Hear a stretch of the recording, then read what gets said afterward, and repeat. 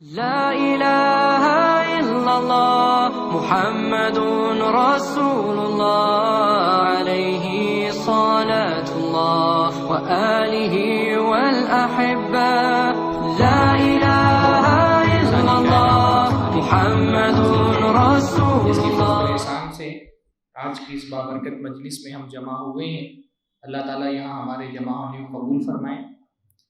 اس مجلس کو اللہ رب العالمین ہمارے لیے آخرت کا ذخیرہ بنا دے، ہماری نیکیوں کے پڑرے میں وزن ڈالنے والا بنائے، ہمارے گناہوں کی معافی کا اور مغفرت کا سبب بنائے۔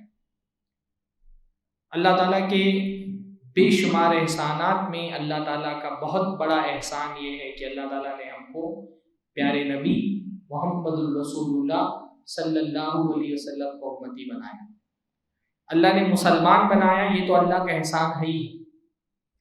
پر اسلام تو حضرت آدم سے لے کر کے اللہ کے نبی محمد رسول اللہ صلی اللہ علیہ وسلم تک ہر نبی کا دین تھا۔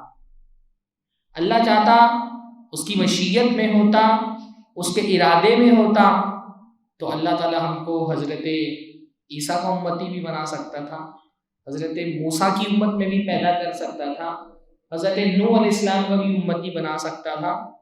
تو اللہ کا ایک احسان تو یہ کہ اللہ نے مسلمان بنایا، اور مسلمان ہونے کے ساتھ ساتھ یہ بھی اللہ تعالیٰ کا احسان ہے کہ پیارے نبی محمد الرسول اللہ صلی اللہ علیہ وسلم کا امتی بنایا، وہ امت جو اس دنیا میں پیدا ہونے والی امتوں میں سب سے اعلیٰ، سب سے افضل، سب سے برتر، سب سے عظیم امت ہے، اللہ کی چہیتی امت ہے، اللہ تعالیٰ کی محبوب امت ہے، سب سے زیادہ فضیلت والی امت ہے، جس امت کے بارے میں اللہ کا قرآن گواہی دیتا ہے کنتم خیر امت اخرجت للناس، کہ دنیا میں جتنی امتیں پیدا ہوئی ہیں، جتنی قومیں پیدا ہوئی ہیں، جتنے رسول آئے اپنی امتوں کو لے کر کے، ساری امتوں میں تم سب سے بہترین امت ہو۔ خیر یعنی بیسٹ آف دا بیسٹ۔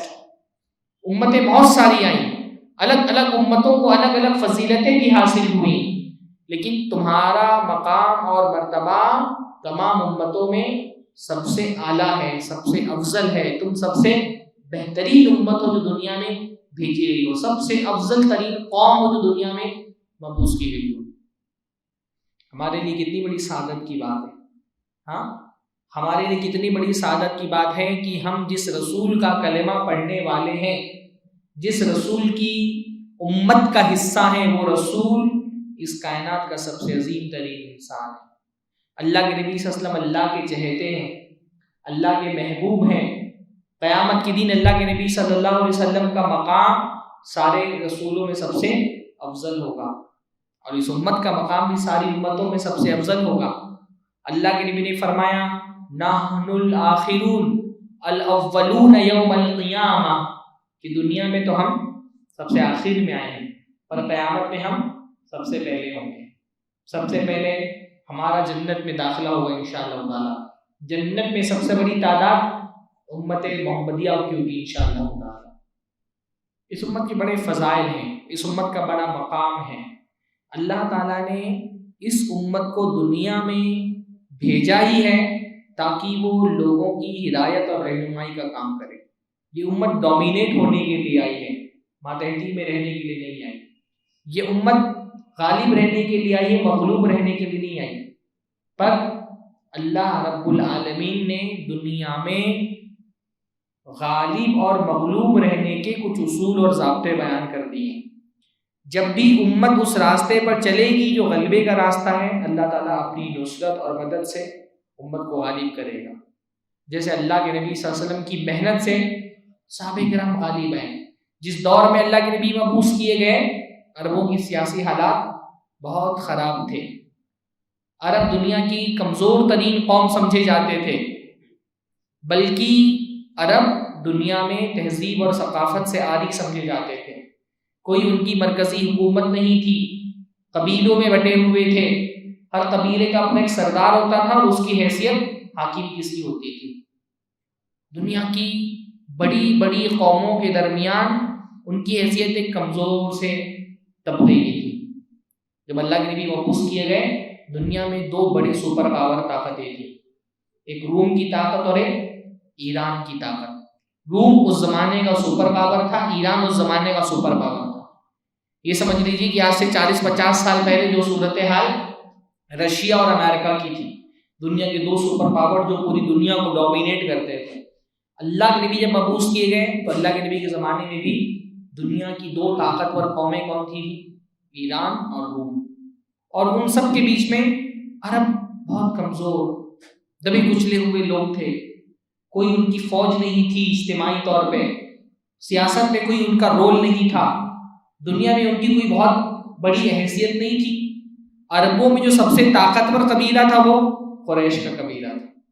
پر قریش خود اتنے کمزور تھے، جو سب سے طاقتور قبیلہ تھا، جس کی حیثیت پورے عرب کے سرداروں کی سی تھی، اور مکہ جو پورے عرب کا سب سے مرکزی عبادت گاہ سمجھی جاتی تھی، جہاں پہ لوگ حج کرنے کے لیے آتے تھے، کعبہ جہاں پر لوگوں کے بت رکھے ہوئے تھے، ابرہہ نے صرف 3000 فوج کے ساتھ اس مکہ پر لشکر کشی کی. کوئی بہت بڑی فوج نہیں تھی. اللہ کے نبی صلی اللہ علیہ وسلم کے زمانے میں احد کی جنگ ہوئی تو مشرکین 3000 کی فوج لے کے آئے تھے. اللہ کے نبی فتح مکہ پہ 10,000 کی فوج لائے تھے. 3000 کی فوج لے کر کے ابرہہ نے مکہ پر حملہ کیا. قریش کے اندر اتنی طاقت نہیں تھی کہ ابرہہ سے مقابلہ کرتے. مکہ خالی کر کے چلے گئے، جس کا گھر ہے وہ حفاظت کرے گا. یہ ان کی بزدلی تھی، کمزوری تھی. اس کمزور سی قوم میں اللہ کے نبی صلی اللہ علیہ وسلم نے تربیت کی. اللہ کے نبی صلی اللہ علیہ وسلم نے ایسی کون سی روح پھونک دی. صرف 23 سال کا عرصہ، 13 سال اللہ کے نبی صلی اللہ علیہ وسلم 13 سال اللہ کے نبی مکہ میں رہے، 10 سال مدینہ میں رہے. 23 سال کی محنت کے نتیجے میں یہ قوم جو اتنی بزدل تھی کہ اپنی عبادت گاہ کی حفاظت نہیں کر سکتی تھی، ابرہہ کعبہ اٹھانے کے لیے آیا تو اس کے مقابلے کے لیے تیار نہیں ہو سکی. 23 سال کی محنت کے نتیجے میں اللہ کے نبی نے اس دبی ہوئی قوم کو، کچلی ہوئی قوم کو، سو رہی قوم کو، غفلت میں شکار قوم کے اندر ہمت، جرأت اور بہادری کی ایسی روح پھونک دی کہ یہ چھوٹی سی قوم اٹھی اور پوری دنیا پہ چھا گئی. بیک وقت اللہ کے نبی صلی اللہ علیہ وسلم کی تربیت کا نتیجہ تھا ایک وقت میں دونوں سپر پاور ملکوں سے ٹکرا گئی. اللہ کے نبی صلی اللہ علیہ وسلم کی وفات کے بعد چند ہی مہینے گزرے تھے، حضرت عمر کے دور میں ایران کا بڑا حصہ فتح کر لیا. روم بھی فتح کرتے کرتے بہت دور تک چلے گئے. حضرت عمر ہی کے دور میں فلسطین مسلمانوں کے ہاتھ میں آ گیا، بیت المقدس پر مسلمانوں کا قبضہ ہو گیا. اللہ کے نبی کی تربیت میں وہ کون سی بات تھی جس نے ایک مردہ قوم کی جسم میں جان پھونک دی؟ وہ قوم جو بزدلی کی انتہا پر تھی، اس کو بہادری کی معراج پہ لے کے چلے گئے. یہ سوچنے کی بات ہے. ہم بھی تو اسی نبی کی نبوت کا کلمہ پڑھنے والے ہیں جس نبی کی نبوت کا کلمہ صحابہ کرام پڑھتے تھے. ہم بھی اسی قبلے کی طرف رخ کر کے نماز پڑھتے ہیں جس قبلے کی طرف صحابہ کرام رخ کر کے نماز پڑھتے تھے. ہم بھی لا الہ الا اللہ اپنی زبان سے ویسے ہی ادا کرتے جیسے صحابہ ادا کرتے تھے. تو ہم میں اور صحابہ میں فرق کیا تھا کہ صحابہ اسی کلمے کو پڑھ کر کے دنیا پہ غالب آ گئے، اقوام کی قیادت کی، ساری دنیا جہان کے قوموں کے لیڈر بن گئے. ہم بھی اسی دین کے ماننے والے، وہی کلمہ پڑھنے والے، اسی رسول کی رسالت کی گواہی دینے والے. اور ہمارے ساتھ صورتحال یہ ہے کہ اس وقت دنیا کے سب سے دبے کچلے پیسے ہوئے مسلمان. صورتحال یہ ہے کہ پوری دنیا ہمارے پیچھے ایسے ہی پڑی ہے جس کی تصویر اللہ کے نبی صلی اللہ علیہ وسلم نے اپنی حدیث میں کیجیے تھی کہ یوشک ان تداع علیکم کما تداع الاکلۃ الی کساتھا. ان قریب ایسا دور آنے والا ہے جب دشمن تم پر ایسے ٹوٹ پڑیں گے جیسے بھوکے لوگ دسترخوان پہ ٹوٹ پڑتے. دعوت دی جائے گی، تم دسترخوان بن جاؤ گے اور کھانے جیسے بھوکے لوگ کھانے پر ٹوٹ پڑتے تمہارے دشمن تم پہ ٹوٹ پڑیں گے. ہر جگہ یہ صورتحال ہے. بڑا خطہ دنیا میں مسلمانوں کا ایسا ہے جہاں مسلمان مظلومیت کی، محکومیت کی زندگی گزار رہے ہیں. عورتوں کی عزتیں محفوظ نہیں، بچوں کی جانیں محفوظ نہیں ہیں. ہاں، قتل کیے جا رہے ہیں مسلمان. پانی میں ڈوب کر کے بچے کنارے پر لگتے ہیں، فوٹوگرافر ان کی فوٹو کھینچ کر کے مقابلے میں بھیجتے اور انعام حاصل کرتے. تو ہمارے ملک میں اس وقت جو سیاسی حالات ہیں خراب ہوتے ہوتے کس حد تک پہنچ گئے ہیں آپ لوگوں کی نظروں کے سامنے. مسائل، مصیبتیں، پریشانیاں تو آتی ہیں، افراد پر بھی آتی ہیں، قوموں پر بھی آتی ہیں. اللہ تعالیٰ آزماتا ہے، اور جب یہ آزمائش کا دور ہوتا ہے تو بندوں کو یہ سوچنا چاہیے کہ اسی دین کے ماننے والے ایک زمانے تک پوری دنیا پر حکومت کرتے رہے. یہ جو اس وقت ہمارے ملک میں عالمی سطح پر مسلمانوں کی جو صورتحال ہے، اس صورتحال کے اسباب کیا ہیں اور اس صورتحال سے باہر نکلنے کے لیے ہمارا لائے عمل کیا ہونا چاہیے. یہ جو موجودہ حالات ہیں مسلمانوں کے، چاہے ملکی سطح پر چاہے عالمی سطح پر، ان حالات کے پیچھے، اس مظلومیت کے پیچھے، مسلمانوں کے اس زوال کے پیچھے اسباب کیا ہیں، وجوہات کیا ہیں، اور اس سے باہر نکلنے کے لیے ہمارا لائے عمل کیا ہونا چاہیے. اللہ تعالیٰ کی سنت ہے عروج اور زوال، ترقی اور تنزلی، اس کے لیے اللہ رب العالمین کی متعین سنت ہے، اور اللہ رب العالمین اپنی سنت کے حساب سے لوگوں میں عروج اور زوال کی نعمتوں کو تقسیم کرتا ہے. اللہ تعالیٰ نے راستے بنا دیے کہ عروج قوموں کو کیسے ملتا ہے اور قوموں پر زوال کیسے آتا ہے. اللہ رب العالمین کی سنت کو نظر میں رکھتے ہوئے ہم کو اپنی صورتحال کا جائزہ لینا چاہیے کہ جو اس وقت صورتحال امت کے ساتھ بنی ہے، اس کے پیچھے اسباب کیا ہے. میں قرآن و سنت کی روشنی میں انشاءاللہ تعالی ان اسباب کی نشاندہی کرنے کی کوشش کروں گا جو اللہ تعالیٰ نے اپنی کتاب میں بیان کیے ہیں کہ جن کی وجہ سے قوموں پر مظلومیت اور محکومیت کی شکل میں اللہ تعالیٰ کا عذاب آتا ہے. مسلمان پر دوسری قوموں کا غالب آ جانا اس طرح سے کہ وہ ان پر ظلم و ستم کے پہاڑ توڑے، یہ بھی اللہ کے عذاب کی قسموں میں سے قسم ہے نا. پرانی امتوں پر اللہ تعالیٰ عذاب کیسے بھیجتا تھا؟ کبھی ہواؤں کی شکل میں، کبھی بارش کی شکل میں، کبھی طوفان کی شکل میں، کبھی زلزلے کی شکل میں پوری کی پوری قوم تباہ کر دی جاتی تھی. اللہ تعالیٰ نے اس امت کو یہ سیفٹی تو دی ہے کہ اس امت پر ایسا عذاب نہیں آئے گا کہ ایک ساتھ پوری امت تباہ کر دی جائے. لیکن اللہ رب العالمین دشمنوں کی شکل میں، اللہ رب العالمین بندوں کے گناہوں اور نافرمانیوں کی سزا ان کو دیتا رہے. ہم سب اللہ تعالیٰ کی مدد کے محتاج ہیں. اس وقت جو صورتحال ہے، ہم آسمان پر اللہ رب العالمین کی طرف دیکھ کر کے سوچ رہے ہوتے ہیں کہ اللہ تعالیٰ کی مدد کیسے آئے گی. اللہ تعالیٰ کی مدد کے آنے کے کچھ اسباب ہیں، اور اللہ تعالیٰ کی مدد کے رک جانے میں کچھ رکاوٹیں ہیں، موانع ہیں. جب تک ان رکاوٹوں کو دور نہیں کیا جائے گا اللہ رب العالمین کی مدد نہیں آئے گی. سب سے بڑی رکاوٹ اللہ تعالیٰ کی مدد کے لیے شرک. مشرکوں کے لیے اللہ رب العالمین کی مدد نہیں آتی. اللہ کی مدد ایمان لانے والوں کے لیے آتی. جب قومیں اللہ رب العالمین کی عبادت کو چھوڑ کر کے غیر اللہ کو اپنا معبود بنا لیتی ہے تو اللہ ایسی قوموں کی مدد کے لیے آسمان سے فرشتے نازل نہیں کرتا. اللہ رب العالمین کی مدد چاہیے تو سب سے پہلے اپنے عقیدے کو خالص کرنا پڑے گا، اپنے ایمان کو مضبوط کرنا پڑے گا. اللہ کی مدد کن لوگوں کے لیے آئے گی؟ قبروں پہ جا کر کے دعائیں مانگنے والوں کے لیے اللہ آسمان سے فرشتے نازل کرے گا. ہاں، رنگ برنگی تعویذیں پہن کر کے ان تعویذوں سے اپنا توکل وابستہ کرنے والوں کے لیے اللہ کی مدد نہیں آئے گی. پیروں سے جا کر کے دعائیں مانگنے والوں سے اللہ رب العالمین ان پر اللہ کا عذاب آتا ہے، اللہ تعالیٰ کی مدد نہیں آتی. اس وقت اس امت میں عذاب کا سب سے بڑا سبب ہے کہ امت کا بہت بڑا حصہ شرک کی گندگی میں مبتلا ہے. اور ان مشرکین کی وجہ سے جب عذاب آتا ہے تو صرف یہ مشرکین نہیں پستے، اس عذاب کا شکار وہ لوگ بھی ہو جاتے ہیں جو اپنی آنکھوں کے سامنے شرک ہوتا ہوا دیکھ رہے ہیں لیکن خاموش. اللہ نے کیا فرمایا؟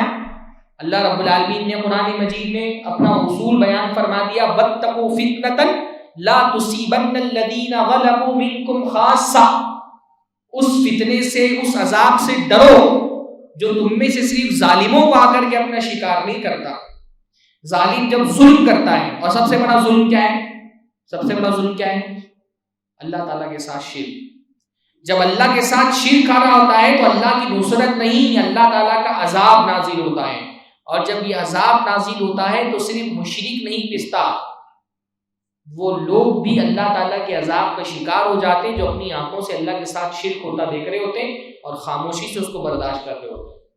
شرک کرنے والا امت کی کشتی میں چھید کر رہا ہے، اور کشتی میں جب چھید ہوگا، کشتی ڈوبے گی تو صرف شرک کرنے والا نہیں ڈوبے گا، قبر پرست نہیں ڈوبے گا، پیر پرست نہیں ڈوبے گا، وہ اپنے ساتھ ان لوگوں کو بھی لے کر ڈوبے گا جو اکیلے اللہ کو پکارتے تو ہیں لیکن مشرک کو اس کے شرک سے نہیں روکتے۔ دنیا میں ہم اللہ رب العالمین کی توحید کے نمائندہ ہیں۔ ہاں، اللہ تعالیٰ نے قرآن مجید میں بنی اسرائیل کے بارے میں کیا فرمایا؟ حضرت موسیٰ علیہ السلام جب طور پر گئے اور اللہ رب العالمین سے ملاقات کے لیے ان کی میقات طے ہوئی، پیچھے کیا ہوا؟ سامرین ایک بچڑا بنایا اور اس بچڑے کی پوجا کرنا شروع کر دی بنی اسرائیل نے۔ اللہ نے کیا فرمایا ان کے بارے میں؟ ان الذین اتخذوا العجل سینالہم غضب من ربہم وذلۃ فی الحیاۃ الدنیا، کہ جن لوگوں نے بچڑے کو اپنا معبود بنا لیا، ان قریب اللہ رب العالمین کا غصہ ان پہ نازل ہوگا اور اللہ تعالیٰ ان کو دنیا میں ذلیل کرے گا۔ شرک دنیا میں بندے کی ذلت کا سبب بنتا ہے، اور یہ اللہ تعالیٰ کی سنت ہے۔ یہ امت کیسی کوئی اسپیشل امت نہیں ہے کہ بنی اسرائیل شرک کرے تو ان پر اللہ کا عذاب نازل ہو، اور ہماری امت کے لوگ، ہماری قوم کے لوگ اللہ کو چھوڑ کر کے پیروں کی پرستش کریں، اللہ کو چھوڑ کر کے قبروں پہ جا کر کے سر جھکائیں، ولیوں سے جا کر کے فریادیں کریں، جھوٹے معبودوں سے اپنی توقعات وابستہ کر لیں، پیروں اور ولیوں پہ توکل کریں، اور اللہ تعالیٰ کی رحمت ان پر نازل ہوگی۔ اللہ نے فرمایا شرک کرنے والوں پر اللہ کا عذاب نازل ہوتا ہے، وَذِلَّةٌ فِي الْحَيَاةِ الدُّنْيَا، اور ہم ان کو دنیا میں ذلیل کرتے ہیں۔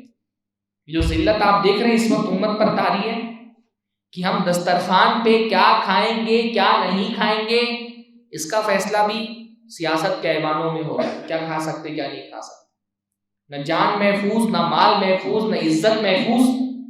پوری قوم بھکاری بنی ہوئی ہے، ہاتھ میں بھیک کا ایک کٹورا لے کر کے حکومت کے ایوانوں کے سامنے بھیک مانگ رہی ہے، ہم کو ہمارا حق دے دو۔ یہ ذلت بھائی، جب بھی ہم امت کے حالات کا تجزیہ کرتے ہیں صرف دنیا کے اسباب آنکھوں کے سامنے رکھتے ہیں۔ اللہ تعالیٰ نے ہم کو قرآن دیا ہے، قرآن کو سامنے رکھ کر کے اپنی موجودہ صورتحال کا تجزیہ کریں اور دیکھیں کہ اللہ تعالیٰ قوموں کو کن وجوہات سے ذلیل کرتا ہے۔ اللہ نے فرمایا ذلت کی سب سے بڑی وجہ کیا ہوتی ہے؟ شرک۔ اس وقت امت جن حالات سے گزر رہی ہے، اس وقت مسلمان کی صورتحال دیکھیں، ہاں شرک ایسا جڑ تک کے چلا گیا ہے کہ آپ توحید کی بات کریں تو لوگوں کو اجنبیت محسوس ہونے لگتی ہے، توحید کی دعوت دیں لوگوں کے کان میں درد ہوتا ہے، کوئی اللہ تعالیٰ سے تعلق اور کوئی جذباتی لگاؤ نہیں ہے، جب تک ان کے پیروں اور ولیوں اور فقیروں کی بات نہ کریں لوگوں کے دلوں میں خوشی نہیں آتی۔ اللہ کو چھوڑ کر کن کن لوگوں کو اپنا معبود بنایا ہوا ہے۔ اس قوم کے لوگ اللہ کو چھوڑ کر کس کس کی پوجا نہیں کر رہے، مردہ ولیوں کی تو چھوڑیے، مردہ جانوروں تک کی یہ قوم عبادت کر رہی ہے۔ کیا ایسی قوم کے لیے اللہ تعالیٰ کی ہدایت اور اللہ تعالیٰ کی نصرت نازل ہوگی؟ ہاں، اللہ کے نبی صلی اللہ علیہ وسلم کی جنگوں میں فرشتے نازل ہوتے تھے۔ کیوں نازل ہوتے تھے؟ کیونکہ ان کا کلمہ تھا لا الہ الا اللہ، ان کی ساری عبادت کی وابستگی صرف اللہ تعالیٰ سے تھی۔ یہاں تو صورتحال یہ ہے کہ مسلمان اپنی بدترین سیاسی صورتحال میں بھی اللہ کے بجائے غیر اللہ سے مدد مانگ رہے ہیں، اتباع سنت کے بجائے بدعتوں کی طرف بھاگ رہے ہیں، تو اللہ تعالیٰ کی مدد کیسے؟ اللہ تعالیٰ کی مدد نازل ہوتی ہے مشرکوں کے لیے نہیں، ایمان والوں کے لیے، قبر پرستوں کے لیے نہیں، موحدین کے لیے۔ اللہ نے فرمایا وَأَنْتُمُ الْأَعْلَوْنَ إِن كُنتُم مُؤْمِنِينَ، تم سربلند رہو گے، تم غالب رہو گے، تم حاکم رہو گے، قیادت تمہارے ہاتھ میں رہے گی، لیکن شرط کیا ہے؟ ان کنتم مومنین، اگر تم ایمان والے ہو تو۔ بغیر ایمان کے اللہ کی مدد آئے گی؟ ہاں، یہ وہ لوگ جو کہتے ہیں یہاں فلاں کا سکہ چلتا ہے، یہاں فلاں کا سکہ چلتا ہے، یا اللہ کو چھوڑ کر کے اپنے بتوں کا سکہ چلانے والے، ان کے لیے اللہ کی مدد نازل ہوگی؟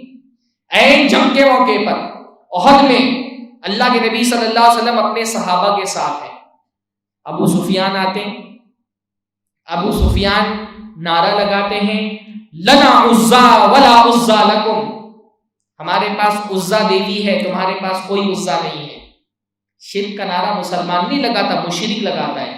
مشرک کے شرکیہ نعرے کے مقابلے میں عین جنگ کی حالت میں مسلمان کا نعرہ کیا ہوتا ہے؟ اللہ مولانا ولا مولا لکم، اللہ ہمارا مددگار ہے، تمہارا کوئی مددگار نہیں ہے۔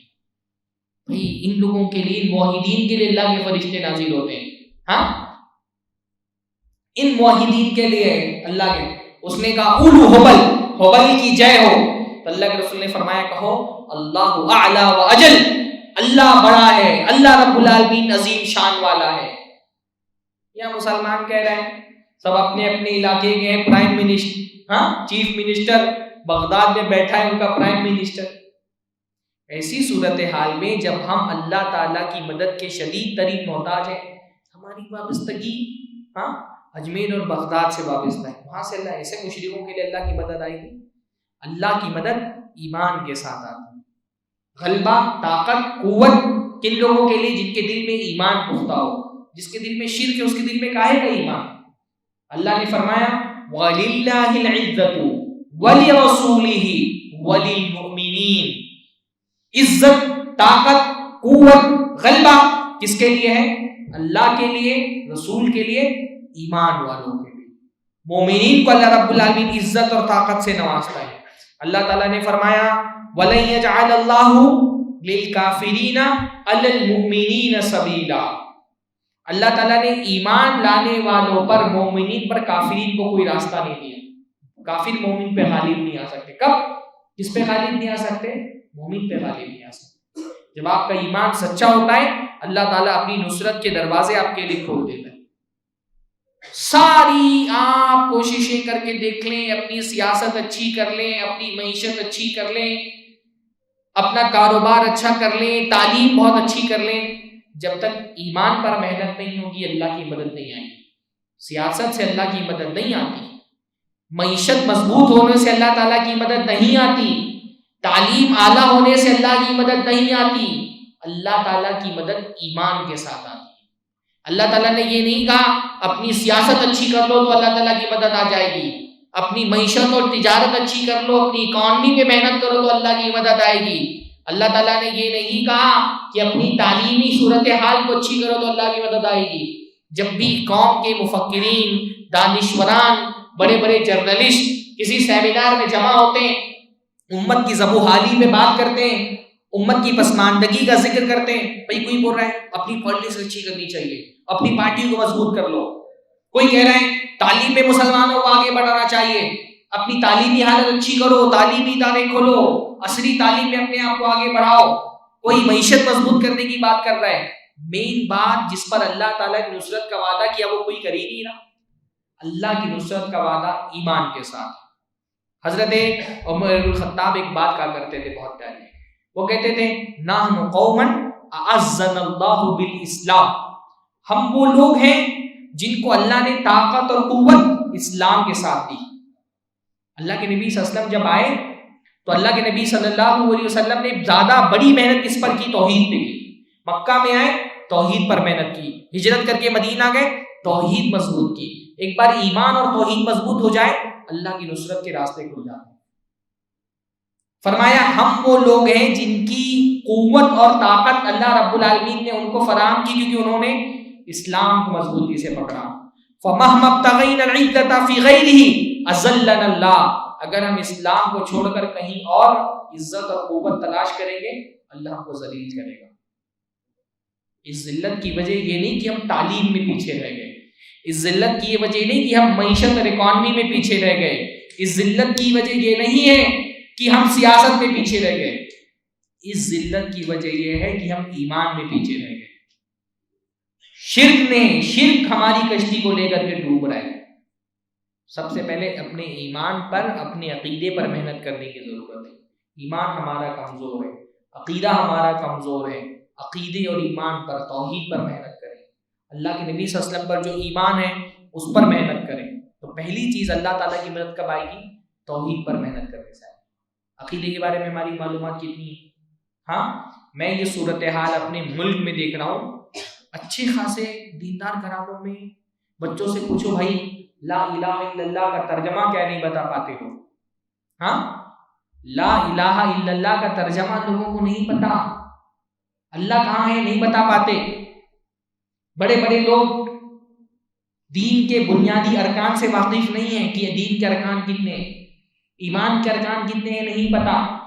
پوری زندگی ہماری گزر جاتی ہے، عقیدے کی کوئی چھوٹی سی کتاب نہیں پڑھتے، توحید پر کوئی کورس تک کے اچھا نہیں پڑھنا نہیں آتا. علماء کے بیانات ہوتے پر توحید تو ہمارے لیے بور کرنے والا موضوع بن گیا ہے. توحید پر بات کرو لوگ بور محسوس کرتے ہیں، اپنے آپ کو بور ہونے لگتے ہیں. سماجی مسائل پہ بات کرو خوش ہو جاتے ہیں. بلکہ بعض مرتبہ توحید کی بات کرو تو لوگوں کی پیشانی پہ بل آنے لگتے ہیں. وہی توحید کی بات کرنا، ہمارے ولیوں کا ذکر نہیں آ رہا. تو مشرکین کی علامت بتائی گئی ہے نا کہ جب مشرک کے سامنے توحید کی بات کی جائے اس کو تکلیف ہوتی ہے. وَإِذَا ذُكِرَ اللَّهُ وَحْدَهُ اشْمَأَزَّتْ قُلُوبُ الَّذِينَ لَا يُؤْمِنُونَ بِالْآخِرَةِ. یہ کافر کی علامت ہے کہ جو اللہ کے آخرت پہ ایمان نہیں رکھتا. جب اکیلے اللہ کا ذکر ہوتا ہے اس کا دل سکڑنے لگتا ہے، اس کے دل کو تکلیف ہوتی ہے. تو پہلی محنت اللہ کی مدد چاہیے تو پہلی محنت اپنے عقیدے پر کرنی پڑے گی، اور اللہ تعالیٰ کی نصرت چاہیے تو دوسری محنت عمل صالح پہ کرنی پڑے گی. یہ جو گناہ ہے، یہ گناہ اللہ تعالیٰ کی مدد کے لیے رکاوٹ بنتی ہے. اللہ تعالیٰ کی مدد نماز پڑھنے والوں کے لیے آتی ہے. ہاں، اللہ تعالیٰ کی مدد عبادت گزاروں کے لیے آتی ہے، پرہیزگاروں کے لیے آتی ہے. ہماری زندگی میں تقویٰ نہیں. ہم فجر کے وقت اٹھ کر کے اللہ رب العالمین کے لیے آدھے گھنٹے کی نیند اپنی قربان نہیں کر سکتے، اور ہم سوچتے ہیں کہ اللہ تعالیٰ ہماری مدد کے لیے ابابیلوں کا لشکر کیوں نہیں بھیج رہا. ہم سوچتے ہیں اللہ تعالیٰ ہماری مدد پر فرشتے کیوں نہیں نازل کر دے رہا. ہماری اپنی محنت کیا ہے؟ ہم اللہ تعالیٰ کو کیا دے دیں کہ اللہ تعالیٰ سے مدد کی توقع کریں. اللہ کی مدد متقی بندوں کے لیے آتی ہے. اللہ نے قرآن مجید میں فرمایا وَلَوْ أَنَّ أَهْلَ الْقُرَىٰ آمَنُوا وَاتَّقَوْا لَفَتَحْنَا عَلَيْهِمْ بَرَكَاتٍ مِّنَ السَّمَاءِ وَالْأَرْضِ. اگر بستی کے لوگ ایمان لاتے اور تقوی کی زندگی گزارتے، متقی بن جاتے، تو ہم اس کے لیے آسمان سے برکتوں، زمین و آسمان سے برکت کے دروازے کھول دیتے. تقوی اللہ رب العالمین کی نصرت کے لیے شرط ہے. اللہ کی مدد نماز سے آتی ہے. ہاں، اللہ تعالیٰ نے کیا فرمایا؟ استعینوا بالصبر والصلاۃ. صبر سے اور نماز سے اللہ تعالیٰ کی مدد طلب کرو. اللہ کی مدد صبر سے آتی ہے اور نماز سے آتی ہے. آپ بتائیے اس وقت امت میں نماز پڑھنے والوں کا پرسنٹیج کتنا ہوگا؟ 10% لوگ ہیں جو نماز پڑھتے ہیں. ہاں، فجر کی نماز.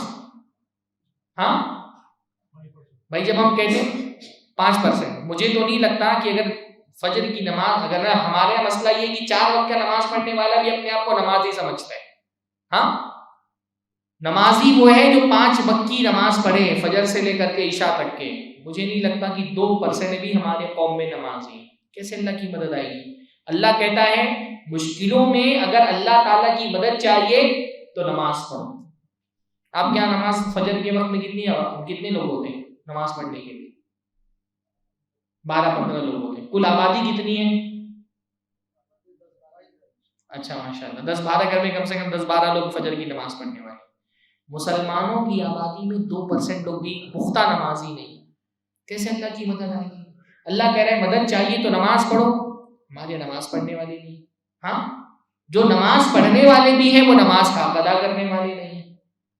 اللہ تعالیٰ نے فرمایا فَخَلَفَ مِن بَعْدِهِمْ خَلْفٌ أَضَاعُوا الصَّلَاةَ وَاتَّبَعُوا الشَّهَوَاتَ فَسَوْفَ يُلْقَوْنَ غَيًّا. کہ جب پیچھے کے جو لوگ آئے انہوں نے کیا کیا؟ اضاعوا الصلاۃ، نمازوں کو ضائع کر دیا اور شہوتوں کی اتباع کے پیچھے لگ گئے۔ رسول اللہ کی نافرمانی کر کے اللہ تعالیٰ کی مدد نہیں آتی۔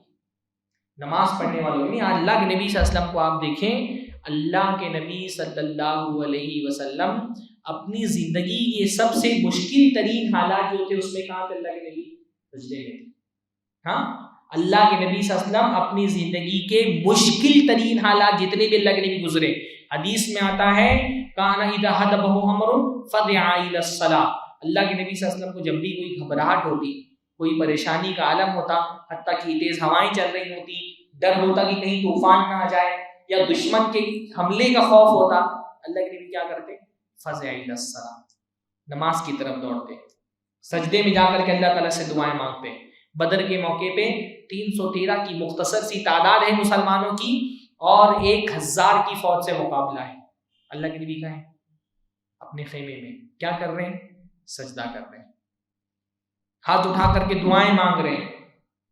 مشکل ترین حالات ہے زندگی کے، اور اللہ کے نبی کی سیرت کا اہم ترین دن ہے بدر کا دن۔ اللہ نے اس دن کو یوم الفرقان کہا ہے۔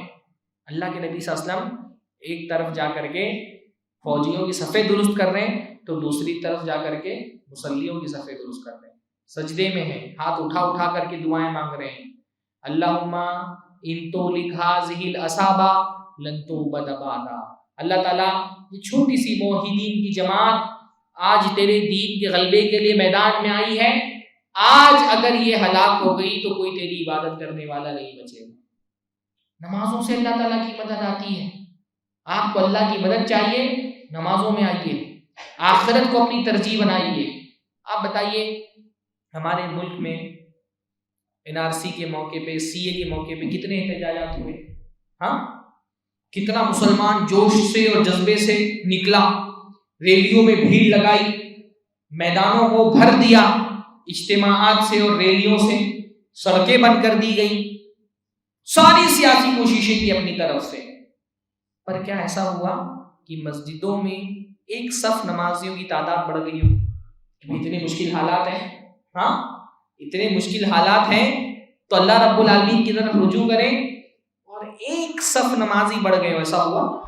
ہاں، اس وقت فلسطین کے لیے کتنے غمگین ہیں ہم سب۔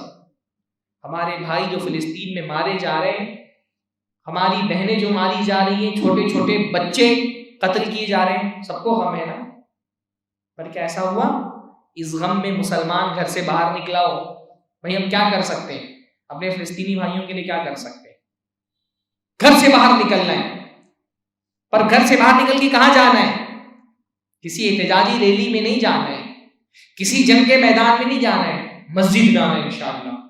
فجر میں آ کر کے مسجد میں اپنی نمازوں میں، اپنے سجدوں میں، اپنے قنوت میں اللہ تعالیٰ سے اپنے فلسطینی بھائیوں کے لیے مدد کی دعا کرنا ہے۔ دو چار لوگ بھی ایسے دکھے کہ فلسطینی بھائیوں کا غم ایسا ہے کہ مسجد میں آ کر کے دعائیں کر رہے ہیں، تو ایک نمازی نہیں دکھتا ایکسٹرا۔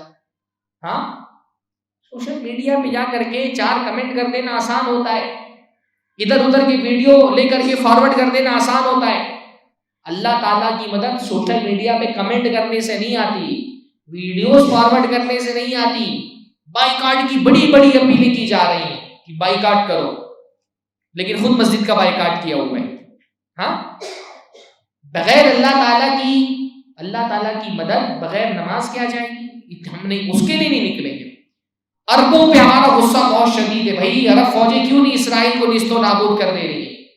عربوں سے تو ہم چاہتے ہیں عرب فوجوں سے کہ اسرائیل سے لڑتے ہوئے اپنی جان قربان کر دیں، پر ہم اپنے فلسطینی بھائیوں کے لیے اپنی نیند قربان کرنے کو تیار نہیں۔ ہاں، عرب کی فوجیں اپنی جان قربان کر دیں، اپنی معیشت تباہ کر دیں اسرائیل سے لڑنے کے لیے، پر ہم اپنا نیند نہیں قربان کریں گے، ہم اپنے گھر میں سوئے پڑے رہیں گے۔ ہاں، 11 بجے سو کر کے اٹھیں گے اور سوشل میڈیا پہ جا کر کے کمنٹ کر دیں گے۔ اللہ کی مدد، اللہ بھائی اپنے فلسطینی بھائیوں سے محبت ہے تو اس محبت کا اظہار آ کر کے نمازوں میں کرو، آؤ فجر کی نماز میں مانگو اللہ تعالیٰ سے، تہجد میں اٹھو۔ اللہ تعالیٰ تو تہجد میں سمائے دنیا پہ نازل ہو کر کے بندوں سے پکار رہا ہوتا ہے، حل من مستغفر فاغفر لہ، حل من سائل فاعطیہ، کوئی سوال کرنے والا ہے تو میں اس کو دوں، کیا مانگنا ہے مانگو، دینے والا ہمارے پاس آ کر کے کہہ رہا ہے کہ مانگو. بھائی بہت اپنے فلسطینی بھائیوں سے محبت ہے تو تہجد میں اٹھ کر کے اپنے بھائیوں کے لیے دعائیں مانگو. دعا کے پاور کو انڈر اسٹیمیٹ مت کرو، دعا بہت طاقتور چیز ہے. ہم ایمان رکھتے ہیں نا، عزت ذلت کس کے ہاتھ میں ہے؟ ہاں، اللہ کے ہاتھ میں. قوت اور غلبہ دینے والا کون ہے؟ اللہ ہے. ظالم کو اس کے ظلم پر پکڑ کون کر سکتا ہے؟ اللہ کر سکتا ہے. مظلوم کے لیے فتح و نصرت کون نازل کر سکتا ہے؟ اللہ کر سکتا ہے. وَتُعِزُّ مَن تَشَاءُ وَتُذِلُّ مَن تَشَاءُ. اللہ رب العالمین تو عزت دیتا ہے، تو ذلت دیتا ہے. تُؤْتِي الْمُلْكَ مَن تَشَاءُ وَتَنزِعُ الْمُلْكَ مِمَّن تَشَاءُ. اللہ تو جس کو چاہتا ہے بادشاہت سے نواز دیتا ہے، جس سے چاہتا ہے حکومت و اقتدار چھین لیتا ہے. یہ تو ہمارا عقیدہ ہے نا، حکومت و اقتدار دینے والا اللہ، حکومت اور اقتدار چھیننے والا اللہ. عزت اور غلبہ دینے والا اللہ، ذلت اور ناکامی نامرادی دینے والا اللہ. جب سب دینے والا اللہ ہے تو اپنے بھائیوں کی بلکہ اپنی مدد کے لیے، اپنی قوم کی مدد کے لیے، اپنی کمیونٹی کی مدد کے لیے ہم کیوں نہیں آتے نمازوں میں اللہ سے حکومت غلبہ و اقتدار مانگنے کے لیے؟ بھائی میں نہیں کرا، ریلیاں نہیں ہونی چاہیے، احتجاج نہیں ہونی چاہیے، سوشل میڈیا کا استعمال بند کر دیجئے. سیاست اپنی جگہ پر ہے، سیاست کے تقاضے نبھائیے، پر اللہ کی مدد صرف سیاست سے نہیں آتی. اللہ کی مدد کے لیے سیاست بھی ضروری ہے اور عبادت بھی ضروری ہے. اللہ کے نبی نے سیاست بھی کی اور عبادت بھی کی. اللہ کے نبی صلی اللہ علیہ وسلم نے سڑک کے تقاضے بھی پورے کیے، مسجد کے تقاضے بھی پورے کیے. اللہ کے نبی صلی اللہ علیہ وسلم نے اگر جہاد کے میدان میں مجاہدین کی صفیں درست کی تو مسجد میں آ کر کے نمازیوں کی صفیں بھی درست کی. ہم سڑکیں بھر دینا چاہتے ہیں، مسجد میں نہیں آنا چاہتے ہیں، کیسے اللہ تعالیٰ کی مدد آئے گی؟ رسول اللہ کی نافرمانی کرنے والوں کے لیے اللہ کی مدد نہیں آئے گی. رسول کی نافرمانی کرنے والوں پر اللہ کا عذاب آتا ہے. اللہ کے نبی صلی اللہ علیہ وسلم نے فرمایا وَجُعِلَ الذِّلَّةُ وَالصَّغَارُ عَلَى مَنْ خَالَفَ أَمْرِي. جو میرے حکم کی نافرمانی کرے گا اس کے لیے اللہ تعالیٰ نے ذلت، اس کے لیے بربادی، اس کے لیے محکومیت اور مظلومیت رکھ دی ہے. ہماری ذلت کی وجہ یہ ہے ہم قدم قدم پہ رسول اللہ کی نافرمانی کرتے ہیں. ہماری پیدائش سے لے کر کے ہماری موت تک رسول اللہ کی نافرمانی سے بھرے ہوئے. پیدائش میں خوشیاں رسول اللہ صلی اللہ علیہ وسلم کے خلاف منائیں گے، موت کے وقت سوگ اللہ کے نبی صلی اللہ علیہ وسلم کی سنت کے خلاف منائیں گے. کیسے اللہ تعالیٰ کی مدد آئے گی؟ اللہ کے رسول نے فرمایا میرے حکم کی، میرے دین کی مخالفت کرنے والوں کے لیے اللہ کا عذاب ہے. اللہ ذلیل کرتا ہے جو میرے حکم کی مخالفت کرتے ہیں. ہاں، پوری زندگی بدعتوں سے بھری ہوئی ہے. اللہ تعالیٰ کی دین کا مذاق بنایا ہوا ہے ہم نے. پیدائش کے وقت کی رسمیں ہوں یا موت کے وقت سوگ کی رسمیں ہوں، ہماری شادیاں رسول اللہ صلی اللہ علیہ وسلم کی سنت کے خلاف، ہماری خوشیاں نبی صلی اللہ علیہ وسلم کی سنت کے خلاف، ہماری موتیں نبی صلی اللہ علیہ وسلم کی سنت کے خلاف، ہمارے تہوار نبی صلی اللہ علیہ وسلم کی سنت کے خلاف. کیسے اللہ تعالیٰ کی مدد آئے گی؟ رسول کی سنت کی مخالفت کرنے والے کے لیے تو اللہ رب العالمین نے عذاب رکھا ہے، ذلت رکھی ہے.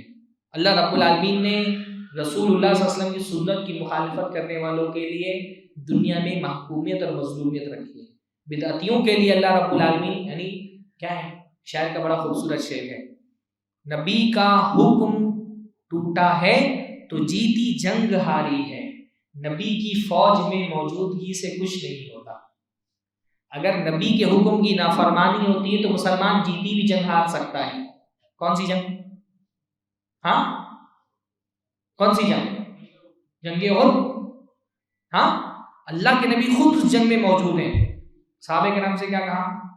یہ جبل رمات ہے، اس کی پہاڑی پر 60-70 صحابہ کرام کو متعین کر دیا اور کہا اگر تم دیکھو کہ دشمن ہم پر غالب آ گئے ہیں اور ہماری جسم کی لاشوں کو پرندے نوچ نوچ کے کھا رہے ہیں تو بھی اس پہاڑی کا محاذ تم کو نہیں چھوڑ رہے. دیکھو کہ ہم غالب آ گئے ہیں، پتھروں و نصرت مل گئی ہے، مال غنیمت لوٹ رہے ہیں تو بھی یہ محاذ تم کو نہیں چھوڑ رہے. جب مسلمان تھوڑا سا غالب آئے، مشرکین پیچھے گئے، ان کی فوج پیچھے ہٹ گئی، بھاگنا شروع ہو گئے، وہ مال غنیمت لوٹنے کا سلسلہ شروع ہوا. یہ جن لوگوں کو اللہ کے نبی صلی اللہ علیہ وسلم نے متعین کیا تھا انہوں نے رسول اللہ کی نافرمانی کی. ہاں انہوں نے وہ محاذ جہاں پر اللہ کے رسول صلی اللہ علیہ وسلم نے ان کو طے کیا تھا انہوں نے وہ محاذ چھوڑ دیا, نیچے اتر گئے. چند ایک لوگ بچے, باقی سارے لوگ محاذ چھوڑ کر کے اس جنگ کا ایک اہم ترین اسٹریٹجی جو اللہ کے نبی نے بنائی تھی اس کی مخالفت کرتے ہوئے مال غنیمت لوٹنے والوں کے ساتھ شریک ہو گئے. خالد بن ولید طاق میں بیٹھے تھے, پیچھے سے حملہ کیا, 10-12 لوگ جو بچے تھے تیر اندازوں میں ان کو قتل کر کے پیچھے سے مسلمانوں پر حملہ کر دیا. پیچھے سے خالد بن ولید کی فوج آئی, ادھر سے مشرکین کو پتہ چلا کہ خالد بن پیچھے سے آئے, وہ انہوں نے بھی مسلمانوں پہ حملہ شروع کر دیا اور مسلمانوں کی فوج کافروں کی فوج کے 2 پارٹوں کے بیچ میں پس گئی. 70 کے قریب مسلمان مارے گئے. ہاں کتنا بڑا نقصان ہوا. اس کی وجہ کیا تھی؟ رسول کی مخالفت, رسول کی نافرمانی کر کے یہ امت کبھی بھی کامیاب نہیں ہو سکتی. کہاں فرما اللہ کے رسول کی فرما برداری کہاں ہے؟ شادیوں میں دیکھیے کیا صورتحال ہے ہمارے یہاں پر. ہاں بھائی آدمی کے ایمان اس کی خوشی اور اس کے غم کے موقع پر دکھائی دیتا ہے. نہ ہماری خوشیاں ہمارے مسلمان ہونے کو انڈیکیٹ کرتی ہے, نہ ہمارے غموں میں ہمارا اسلام دکھائی دیتا ہے. کیسے اللہ تعالیٰ کی مدد آئے گی؟ ہاں ہم سیاست میں فیل, تجارت میں فیل, دینی تعلیم میں فیل, نماز میں فیل, ہر جگہ پیچھے. ہاں بےمانی کی صورتحال یہ ہے کہ ایک مسلمان کاروباری اپنے دوسرے مسلمان بھائی سے کاروبار کرتے ہوئے ڈرتا ہے, خوف کھاتا ہے. بھائی مسلمان اگر ایماندار ہے تو اس کا ایمان اس کی تجارت میں بھی دکھنا چاہیے نا. پر ہمارے یہاں صورتحال یہ ہو گئی ہے, لوگ بولتے ہیں کہ مولانا کافر سے لین دین کرتے ہوئے ڈر نہیں لگتا. ہاں پر بازار میں ایک مسلمان سے لین دین کرتے ہوئے ڈر لگتا ہے کہ پیسہ لوٹ جائے گا. مسلمان ایمانداری مطلب کیا ہوتا ہے بھائی؟ ایمانداری, ایمان رکھنے والا. ایک بندہ اگر ایمان والا ہے تو اس کا ایمان صرف مسجد میں نماز میں نہیں دکھنا چاہیے, اس کی دکان پہ اس کی تجارت پہ بھی دکھنا چاہیے. پر صورتحال یہ ہے کہ مسلمان حرام کھاتے بھی نہیں ڈر رہا, قرضہ لے کر کے بیٹھا ہے واپس نہیں کرنا, دوسروں کی زمین جائیداد قبضے میں کیا ہوا ہے, بہن کی جائیداد لے کر کے بیٹھ گیا نہیں دے رہا, بھائی کی جائیداد مار کر کے بیٹھ گیا ہے. حرام کھانے اس کا ذرہ برابر خوف مسلمان کے دل میں نہیں رہ گیا. اللہ کے نبی نے جو صورتحال بتائی تھی, یاتی علی الناس زمان لا یبالی المرء بما اخذ من المال امن حلال ام من حرام. قیامت کے قریب ایک زمانہ آئے گا جب ایک بندہ مال کماتے میں فکر نہیں کرے گا یہ مال حلال تھا یا حرام ہے, بس آنے دو. بینک بیلنس بڑھنا چاہیے, پراپرٹی بڑھنی چاہیے, حلال سے آ رہا ہے حرام سے آ رہا ہے, سود لے کر کے کر رہا ہے, لوٹ کھسوٹ مچایا ہوا ہے, کوئی فرق نہیں پڑ رہا, بس بیلنس بڑھنا چاہیے, پراپرٹی بننی چاہیے, مال میں اضافہ ہونا چاہیے. اللہ کی مدد آئے گی. بیمان لوگوں کے لیے اللہ تعالیٰ کی مدد آئے گی. ہمارا نوجوان بدترین قسم کی فحاشی کا شکار ہے, ہماری بچیاں اسلام چھوڑ کر کے مرتد ہو رہی ہیں, بے پردگی عام ہے, دیوسیت عام ہو گئی ہے. مسلمان جس کو باغیرت ہونا چاہیے اپنی بچیوں کے لیے انتہائی بے غیرت ہو گیا ہے. کیسے اللہ تعالیٰ کی مدد آئے گی؟ دیوسوں کے لیے اللہ تعالیٰ کی مدد نہیں آتی. زندگی کا کون سا پہلو ہے جس میں ہم یہ کہ ہم اس معاملے میں کم سے کم 100% اسلام پر ہیں؟ کوئی پہلو ہے؟ شادی بیاہ, نماز روزہ حج زکوٰۃ, کوئی زندگی کا ایسا پہلو ہے جہاں پر ہم یہ کہ بھائی اس معاملے میں کم سے کم اسلام کو فالو کر رہے ہیں؟ ہاں نہ مسلمان لڑکیوں میں حجاب ہے, نہ حیا ہے, نہ مسلمان لڑکوں میں دینداری ہے, تقوی ہے, عفت ہے. کیسے اللہ تعالیٰ کی مدد آئے گی؟ ہاں یہ دین کی نافرمانی کر کے اللہ تعالیٰ کی مدد آئے گی. فیشن ہو گیا, شادیاں نہیں کر رہے, 30 35 سال کے لڑکے ہو گئے, گرل فرینڈ لے کر کے گھوم رہے. زنا کرنے والوں کے لیے اللہ کی مدد آتی ہے. ہاں فحاشی کرنے والوں کے لیے, فحاشی کرنے والوں پہ اللہ کا عذاب آتا ہے. اللہ کے نبی صلی اللہ علیہ وسلم نے ایک حدیث کے اندر فرمایا, یا معاشر مہاجرین اذ ابتلیتم بہن واعوذ باللہ ان تدرکہن. 5 چیزیں ہیں, خمس اذا ابتلیتم بہن, ان 5 چیزوں میں اگر تم پکڑ گئے, مبتلا ہو گئے, تو 5 طرح کے عذاب آئیں گے. اللہ کے نبی نے فرمایا لم تظہر الفاحشۃ فی قوم قط حتی یعلنوا بها الا فشا فیہم الطاعون. فرمایا جب کسی قوم میں فحاشی آتی ہے، بے حیائی آتی ہے، تو کیا ہوتا ہے؟ فشا فیہم الطاعون، اس قوم میں طاعون کی بیماری عام ہو جاتی ہے. والاوجاع التي لم تكن مضت في اسلافهم، اور جب کوئی قوم فحاشی کے راستے پر چل پڑتی ہے تو کیا ہوتا ہے؟ اللہ رب العالمین کی طرف سے ایسی بیماریاں آتی ہیں جو ان کے باپ دادوں نے بھی نہیں سنی ہوں. اس وقت فحاشی کی جو صورتحال ہے ہماری ملت میں، آپ بازاروں میں جائیے، آپ سے 20-30 سال پہلے فحاشی کی یہ صورتحال آپ نے نہیں دیکھی ہوگی جو آج آپ بازاروں میں دیکھ رہے ہیں. عورت کپڑا پہن کر کے بھی برہنہ ہے، ایسا نقاب پہن رہی ہے کہ وہ نقاب نہیں پہنتی تو شاید اتنا اٹریکشن نہیں ہوتا جو نقاب پہن کر کے اٹریکٹ ہو رہی. ہاں، اور اس فحاشی کا ذمہ دار صرف عورت نہیں ہے. معاشرے میں اگر بے حیائی ہے، اس بے حیائی کے پہلے ذمہ دار معاشرے کے مرد ہیں. ایسا نہیں ہوگا کہ مرد سب پاکیزہ ہیں اور عورتیں بے حیا ہو گئی ہیں. معاشرے میں اگر بے حیائی ہے تو اس بے حیائی کی پہلی ذمہ دار عورتیں نہیں ہیں، اس بے حیائی کے پہلے ذمہ دار مرد ہیں. کسی معاشرے میں عورت کا بے پردہ ہونا اس معاشرے کے مرد کے بے غیرت ہونے کی علامت ہے کہ نہیں ہے؟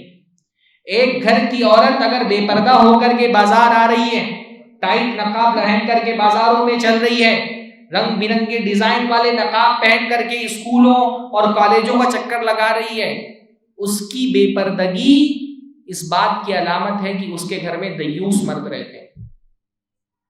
جس گھر کا مرد دیوس ہو، عورتیں معاشرے میں ویسی رہتی ہیں جیسا مرد ان کو رکھتے ہیں. عورت اگر بے حیا ہے، اس کی بے حیائی اور بہت افسوس کی بات ہے. ہمارے معاشرے میں باپ دیوس ہے، بیٹی گھر سے باہر نکل رہی ہے، اس کو فرق ہی نہیں پڑتا کہاں جا رہی ہے کہاں آ رہی ہے، ہاتھ میں موبائل لی ہوئی ہے، کس سے رابطے میں فرق نہیں پڑ رہا. دیوس باپ کی علامت ہے. بھائی دیوس ہے معاشرے کا. آپ کی بہن ہے، آپ کی ذمہ داری ہے اپنی بہن کی نگرانی رکھنا. اسکول بول کر کے نکلتی ہے، اسکول پہنچتی بھی کہ نہیں پہنچتی ہے، اسکول سے نکل کر کے آ رہی ہے، ڈائریکٹ گھر آتی کہ نہیں آتی ہے، بولتی ہے سہیلی کے گھر پہ جا رہی ہوں تو سہیلی کے گھر جا رہی ہے واقعتاً یا کہیں گارڈن میں گھوم رہی ہے. یہ نگرانی کرنا کس کی ذمہ داری ہے؟ بھائی کی ذمہ داری ہے. ہاں، بھائی بھاپ یہ سب اللہ نے آپ کو قوام بنایا ہے. قوام کا مطلب صرف یہ نہیں ہے کہ کھانا اور روٹی اور پانی اور رہائش فراہم کرنا آپ کی ذمہ داری ہے. اپنی بہن کی، اپنی بیٹی کی حفاظت کرنا، اس کی عزت کی آپ کی ذمہ داری ہے. ہاتھ میں موبائل دے دیا ہے بچی کو، کوئی فکر مند نہیں. یعنی بچی کو بعض مرتبہ ایسا ہوتا ہے گھر سے باہر جانے پر تو پابندی ہے، پر ہاتھ میں موبائل موجود ہے اور استعمال کرنے کے لیے وہ آزاد ہے. بھائی لڑکی کو گھر سے باہر جانے میں پابندی لگا دینا اور ہاتھ میں موبائل دے کر کے اس کو آزاد کر دینا ایسا ہی ہے کہ چور کہیں گھر میں داخل نہ ہو جائے تو آپ نے کھڑکیاں تو ساری بند کر دی لیکن دروازہ کھلا رکھو. اچھا، تھوڑا بہت ہمارے معاشرے میں باپ کے اندر غیرت ہے، تھوڑا بہت بھائی کے اندر بھی غیرت ہے. سب سے بڑا دیوس ہمارے معاشرے کا ہے شوہر، سب سے بڑا بے غیرت. اگر جتنی بے غیرتی ہمارے معاشرے میں لڑکوں کے ہاں پائی جاتی ہے، شوہروں کے ہاں، اتنی بے غیرتی کسی اور طبقے میں نہیں پائی جاتی. شادی کے دن ہاں سج دج کر کے خود کھڑا ہوا ہے، بغل میں لا کر کے اپنی بیوی کو کھڑا کر دیا ہے، سجا کے دھجا کے ہزاروں کا میک اپ کرا کر کے. کوئی سیگریگیشن نہیں ہے، کوئی عورتوں اور مردوں میں تفریق نہیں ہے. سب لوگ اسٹیج پہ آ رہے ہیں، ان سے بھی سلام کر رہے ہیں، بیوی سے بھی سلام کر رہے ہیں. اس میں دوست احباب بھی ہیں، کزن بھی ہیں، رشتہ دار بھی ہیں، محرم ہے نامحرم ہے، سب اس کی بیوی کو دیکھ رہے ہیں. مسلم بھی ہے، کافر بھی ہیں، اس کو کوئی فرق ہی نہیں پڑ رہا. مسلمان ایسا بے غیرت ہو سکتا ہے؟ ہاں، مسلمان ایسا بے غیرت ہو سکتا ہے؟ کوئی فرق نہیں پڑ رہا اس کو. ساتھ میں بیٹھ کر کے فوٹو کھینچا رہے ہیں. وہ کہاں کا کافر مشرک کافر کیمرہ مین ہے، کیمرہ لے کے آ رہا ہے، کھڑا کر کے بیوی کو فوٹو کھینچا رہا، لیٹ کر کے فوٹو کھینچ رہا ہے. جتنے اینگل سے کیمرہ مین دیکھ لیتا ہے عورت کو، زندگی بھر شاید شوہر بھی اتنے اینگل سے نہ دیکھتا ہو. ہاں، اس کو کوئی فرق نہیں پڑ رہا. لڑکوں نے بیوی کو دکھانے کی چیز بنا لی ہے. بھائی ہنی مون کے لیے جا رہے ہیں، فوٹو کھینچ کھینچ کر کے اسٹیٹس پہ لگا رہے ہیں، انسٹاگرام پہ ڈال رہے ہیں، فیس بک پہ ڈال رہے ہیں. عورت کوئی دکھانے کی چیز ہے؟ ہاں، نقاب میں فوٹو، ارے بھائی نقاب میں بھی آپ کیوں چاہتے ہیں کہ آپ کی عورت کو کوئی دیکھے؟ باغیرت مسلمان تو یہ بھی نہیں چاہے گا کہ اس کی بیوی کا ناخن بھی کوئی دیکھے. آپ کیوں نقاب میں اپنی بیوی کی فوٹو ڈال رہے ہیں؟ ہاں، مسلمان ایسا بے غیرت نہیں ہو سکتا. اللہ کے نبی صلی اللہ علیہ وسلم نے ایک مرتبہ صحابہ کرام کو جمع کیا، نماز کے بعد اللہ کے نبی کا معمول ہوتا تھا، اللہ کے نبی صلی اللہ علیہ وسلم کوئی خواب دیکھتے، پہلے لوگوں سے پوچھتے کسی نے کوئی خواب دیکھا ہو تو ان کی تعبیر بتاتے، کبھی اپنا خواب بیان کرتے. صحابہ کرام بیٹھے ہوئے، حضرت ابوبکر حضرت عمر سامنے بیٹھے. اللہ نے فرمایا آج میں نے خواب میں جنت دیکھی. اللہ کے نبی کا خواب سچا ہوتا ہے. کہا مجھے جنت دکھائی گئی، جنت میں ایک بڑا خوبصورت سا سفید محل دیکھا میں نے. اس محل کے باہر دیکھا ایک حور وضو کر رہی ہے. تو میں نے جو فرشتہ میرے ساتھ تھا اس سے پوچھا کہ یہ اتنا خوبصورت محل کس کا ہے اور یہ حور کس کی ہے؟ مجھے لگا میرا ہوگا، اتنا خوبصورت محل، میں نبی ہوں تو اللہ تعالیٰ نے میرے لیے یہ انتظام کیا ہوگا. تو مجھ سے کہا کہ عرب کے ایک آدمی کا ہے. تو اللہ کے رسول کو امید اور بڑھ گئی کہ شاید میرا ہی ہے. تو میں نے پوچھا عرب میں کس کا؟ تو کہا قریش کے ایک آدمی کا. تو اللہ کے رسول کی توقع اور بڑھ گئی. تو کہا قریش میں کس کا؟ تو کہا امت محمدیہ کے ایک فرد کا. تو اللہ کے رسول نے کہا میں ہی محمد ہوں، بتاؤ یہ کس کا محل ہے؟ تو اللہ کے نبی سے کہا گیا حضرت عمر کا محل ہے. تو اللہ کے نبی فرماتے ہیں حضرت عمر کو خطاب کرتے ہوئے کہ عمر جب میں نے تمہارا نام سنا تو میں نے فوراً اپنی نظریں پھیر دی کہ کہیں تمہاری غیرت اس وجہ سے نہ جاگ جائے کہ میں نے جنت میں تمہاری حور دیکھ لی. اتنی غیرت کی دنیا کی بیوی نہیں، جنت کی حور بھی کوئی نہ دیکھے. کہا میں نے فوراً یاد آ گیا مجھے کہ بھئی تم بہت غیرت مند ہو، کہیں اس بارے میں تم کو غیرت نہ آ جائے کہ اللہ کے نبی آپ نے جنت میں میری حور کو کیوں دیکھ لیا. تو میں نے فوراً نظریں پھیر. حضرت عمر رونے لگے. فرمایا علیہ کا غار یا رسول اللہ، اللہ کے رسول کیا میں آپ پہ غیرت کروں گا؟ مسلمان باغیرت ہوتا ہے اور مسلمان مرد باغیرت ہوتا ہے، مسلمان عورت باحیا ہوتی ہے، اس کے اندر حیا ہوتی ہے. بغیر غیرت کے مرد نہیں، بغیر حیا کے عورت نہیں ہے. ہمارے معاشرے میں دونوں چیزوں کا فقدان ہے. مرد کے اندر غیرت نہیں رہ گئی، عورت کے اندر حیا نہیں رہ گئی. ہاں، کسی سے بھی رابطہ میں نہیں. مسلمان عورت تو اتنی باحیا ہوتی ہے کہ اپنے باپ سے بھی حیا کرتی ہے.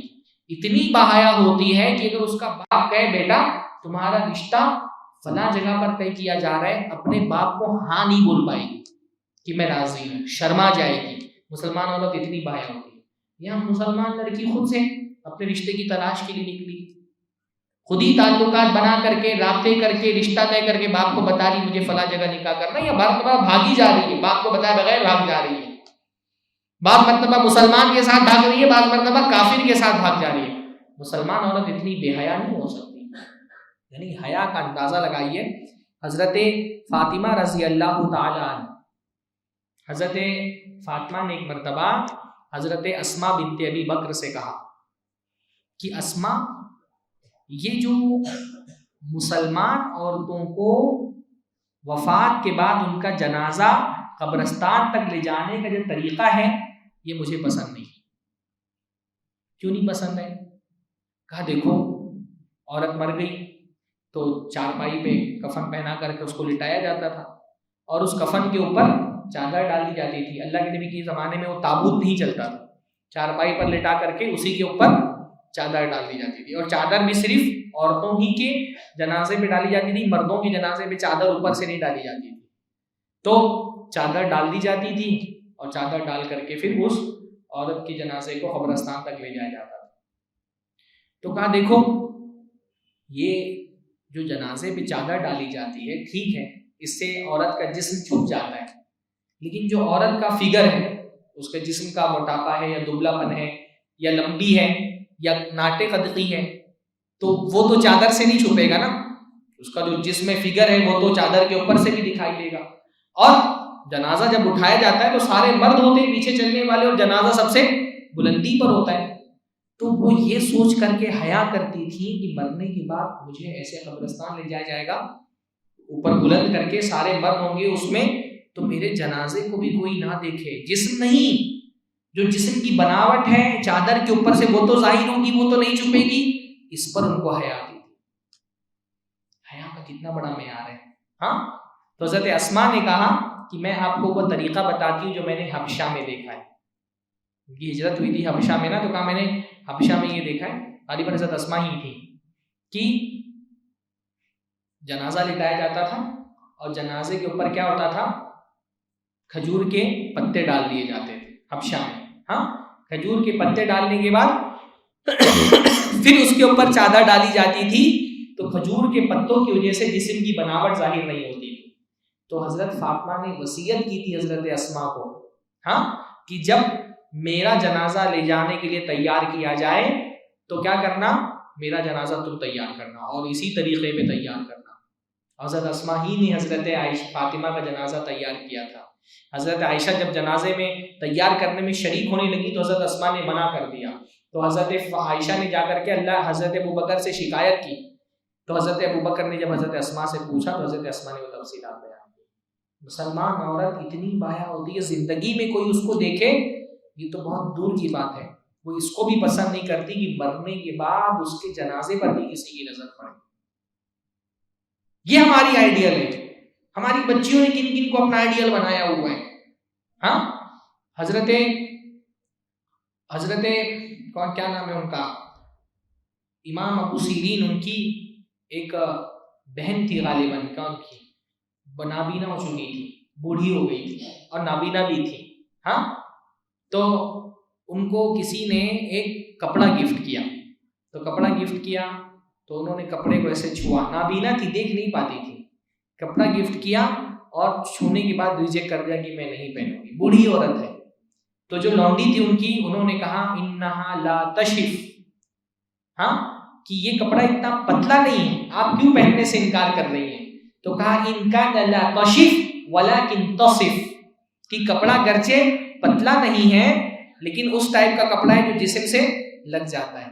ہاں، تصف وصف بیان کرتا ہے، یعنی جسم سے چمٹ جاتا ہے اور جسم کے اعضاء ابھار اور وہ ظاہر ہو جاتا ہے. بوڑھی ہو گئی ہیں، نابینا ہے، لیکن ایسا کپڑا پہننا گوارا نہیں کرتی ہیں جو جسم سے اتنا چپک جائے کہ جسم کے اعضاء ظاہر ہو. یہاں خواتین نقاب پہن کے برہنہ ہے، کپڑے پہن کے نہیں، نقاب اتنا ٹائٹ پہن رہی ہے کہ نقاب پہن کے برہنہ ہے. بعض مرتبہ شاید وہ نقاب نہیں پہنتی تو اتنا اٹریکٹ نہیں ہوتے لوگوں کی طرف جتنا نقاب پہن کر کے اٹریکٹ ہو جاتے. ہاں، کالے برقعے کو بھی آپ فتنہ تازہ کہیے، اس کو پردہ نہیں پردے کا جنازہ کہیے. ہاں، یہ پردے کا جنازہ ہے جو نکل رہا ہے. تو ایسی فحاشی عام ہوگی تو اللہ کی مدد نہیں آئے گی.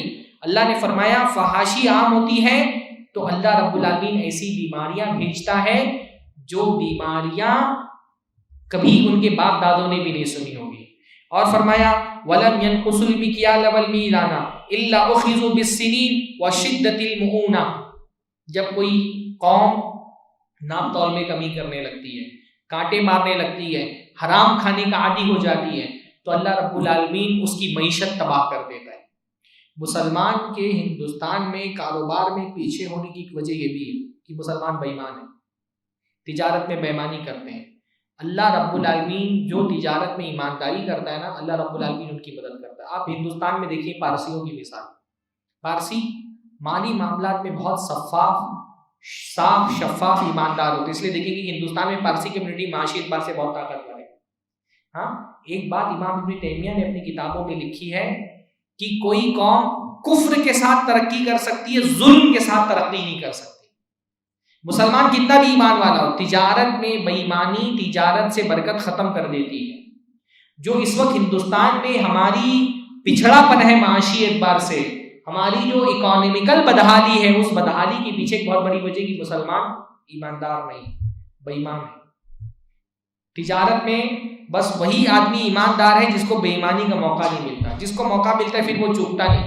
اپنے سگے کو بھی مالی اعتبار سے کاٹ دینے کا موقع لوگ نہیں چھوڑتے. ہاں، عورتیں موقع ملتا ہے تو مردوں کی جائیداد کھا جاتی ہیں. ہاں، جہیز کے لیے لمبی لمبی فہرست ساری عورتیں بنا کر کے دیتی ہیں، یہ بھی تو حرام کھانے کی شکل ہے. اور مردوں کو موقع ملتا ہے تو اپنی بہنوں کی جائیداد کھا جاتے ہیں. اور فرمایا کہ جب بندہ ناپ تول میں کمی کرتا ہے تو اللہ تعالیٰ ظالم بادشاہوں کو ان کے سر پہ مسلط کر دیتا ہے. وجور السلطان، اللہ تعالیٰ ظالم بادشاہ بندوں کے سروں پہ مسلط کر دیتا ہے جب لوگ ناپ تول میں کمی کرتے ہیں. وَلَمْ يَمْنَعُوا زَكَاةَ أَمْوَالِهِمْ إِلَّا مُنِعُوا الْقَطْرَ مِنَ السَّمَاءِ. اور جب کوئی قوم اپنے مال میں سے زکوٰۃ نہیں دیتی، اللہ آسمان سے بارش روک لیتا ہے. اس زمانے میں جو اکانومی تھی اس کا بہت کچھ ڈیپینڈنس کھیتی باڑی پر تھا، اور کھیتی باڑی کے لیے بارش ضروری ہے. تو اصولی بات یہ، آپ زکوٰۃ نہیں دیں گے اللہ تعالیٰ آپ کی معیشت خراب کرے گا. مسلمانوں کی معیشت کی خرابی کی بہت بڑی وجہ انصاف کے ساتھ، عدل کے ساتھ زکوٰۃ نہیں نکالتے. اللہ کے راستے میں زکوٰۃ نہیں خرچ نہیں کریں گے، اللہ تعالیٰ اپنا مال آپ پر خرچ نہیں کرے گا. اور فرمایا وَلَوْلَا الْبَهَائِمُ لَمْ يُمْطَرُوا. اگر جانور نہ ہو تو ایک قطرہ بارش نہ ہو. بارش ہو بھی جاتی ہے تو اس لیے کیونکہ دنیا میں جانور ہیں، ان کو بھی پانی کی ضرورت ہے. اور فرمایا وَلَمْ يَنْقُضُوا الْعَهْدَ اللَّهِ وَعَهْدَ رَسُولِهِ إِلَّا سَلَّطَ اللَّهُ عَلَيْهِمْ عَدُوًّا مِّنْ غَيْرِهِمْ. کہ جب اللہ اس کے رسول سے کیا گیا وعدہ لوگ نہیں نبھاتے تو اللہ رب العالمین دشمنوں کو ان کے سر پہ مسلط کر دیتا ہے، اور دشمن ان سے ان کی جائیداد، ان کا مال، ان کی بادشاہت چھین لیتے ہیں. اور جب کوئی قوم اللہ اور اس کے رسول کی کتاب کے مطابق فیصلہ نہیں، اللہ کی کتاب کے مطابق فیصلہ نہیں کرتی تو اللہ رب العالمین آپس میں ان کو لڑا دیتا ہے، آپس میں اختلافات پیدا ہو جاتے ہیں. جب اللہ کی کتاب کو چھوڑ دیا جاتا ہے تو آپس میں اختلافات شروع ہو جاتے ہیں. تو اللہ کی، رسول اللہ کی نافرمانی کر کے اللہ کی مدد نہیں آتی. اللہ کی مدد آنے کا ایک سبب ہے اللہ تعالیٰ کے دین کی دعوت. اللہ تعالیٰ کی مدد کب آئے گی؟ جب آپ اللہ تعالیٰ کے دین کی مدد کریں گے. اللہ نے اصول بیان کر دیا، ان تنصروا اللہ ینصرکم. تم اللہ کی مدد کرو گے اللہ تمہاری مدد کرے گا. اللہ کی مدد کیا ہے؟ اللہ کے دین کی مدد، اللہ کی لائی ہوئی شریعت کی مدد. اللہ رب العالمین کے دین کے لیے آپ محنت کریں گے، اللہ رب العالمین اپنی نصرت، اپنی فتح، اپنی برکت آپ پہ نازل کرے گا. دعوت کا کام علماء کا کام نہیں ہے صرف، ہر آدمی واجب ہے اس پر کہ اپنی طاقت بھر دین کی دعوت کا کام کرے، ہے نا. بغیر دعوت کے اللہ رب العالمین کی مدد نہیں آئے گی. دنیا بھی خسارے میں، آخرت میں بھی خسارہ ہے. اللہ نے فرمایا سارے انسان خسارے میں ہیں سوائے ان لوگوں کے جو ایمان لائے، عمل صالح کیا. لیکن ایمان اور عمل صالح کافی نہیں. اور کیا کرنا ہے؟ وَتَوَاصَوْا بِالْحَقِّ وَتَوَاصَوْا بِالصَّبْرِ. اللہ نے جس حق کی ہدایت آپ کو دی ہے، جس توحید کی نعمت سے آپ کو نوازا ہے، اللہ کے نبی صلی اللہ علیہ وسلم کی سنت کی نعمت آپ کو عطا فرمائی کہ آپ اس کی اتباع کرتے ہیں، بدعتوں سے آپ کو اللہ نے محفوظ رکھا ہے. یہ حق جو آپ تک پہنچا ہے، اس حق کی دعوت دے لوگوں کو. والصبر، اور صبر کی دعوت دے لوگوں کو. بغیر دعوت کے بندہ نہ آخرت میں خسارے سے بچ سکتا ہے، نہ دنیا میں خسارے سے بچ سکتا ہے. ہر مسلمان ذمہ دار ہے اپنے علم کے مطابق دعوت کا کام کرنے کا. دعوت کا کام صرف علماء کا کام نہیں ہے. دعوت کا کام خود اللہ کے نبی صلی اللہ علیہ وسلم کے زمانے میں اللہ کے نبی ہر فرد تک دعوت کا کام لے کے نہیں گئے نا، دین کی دعوت لے کے نہیں گئے.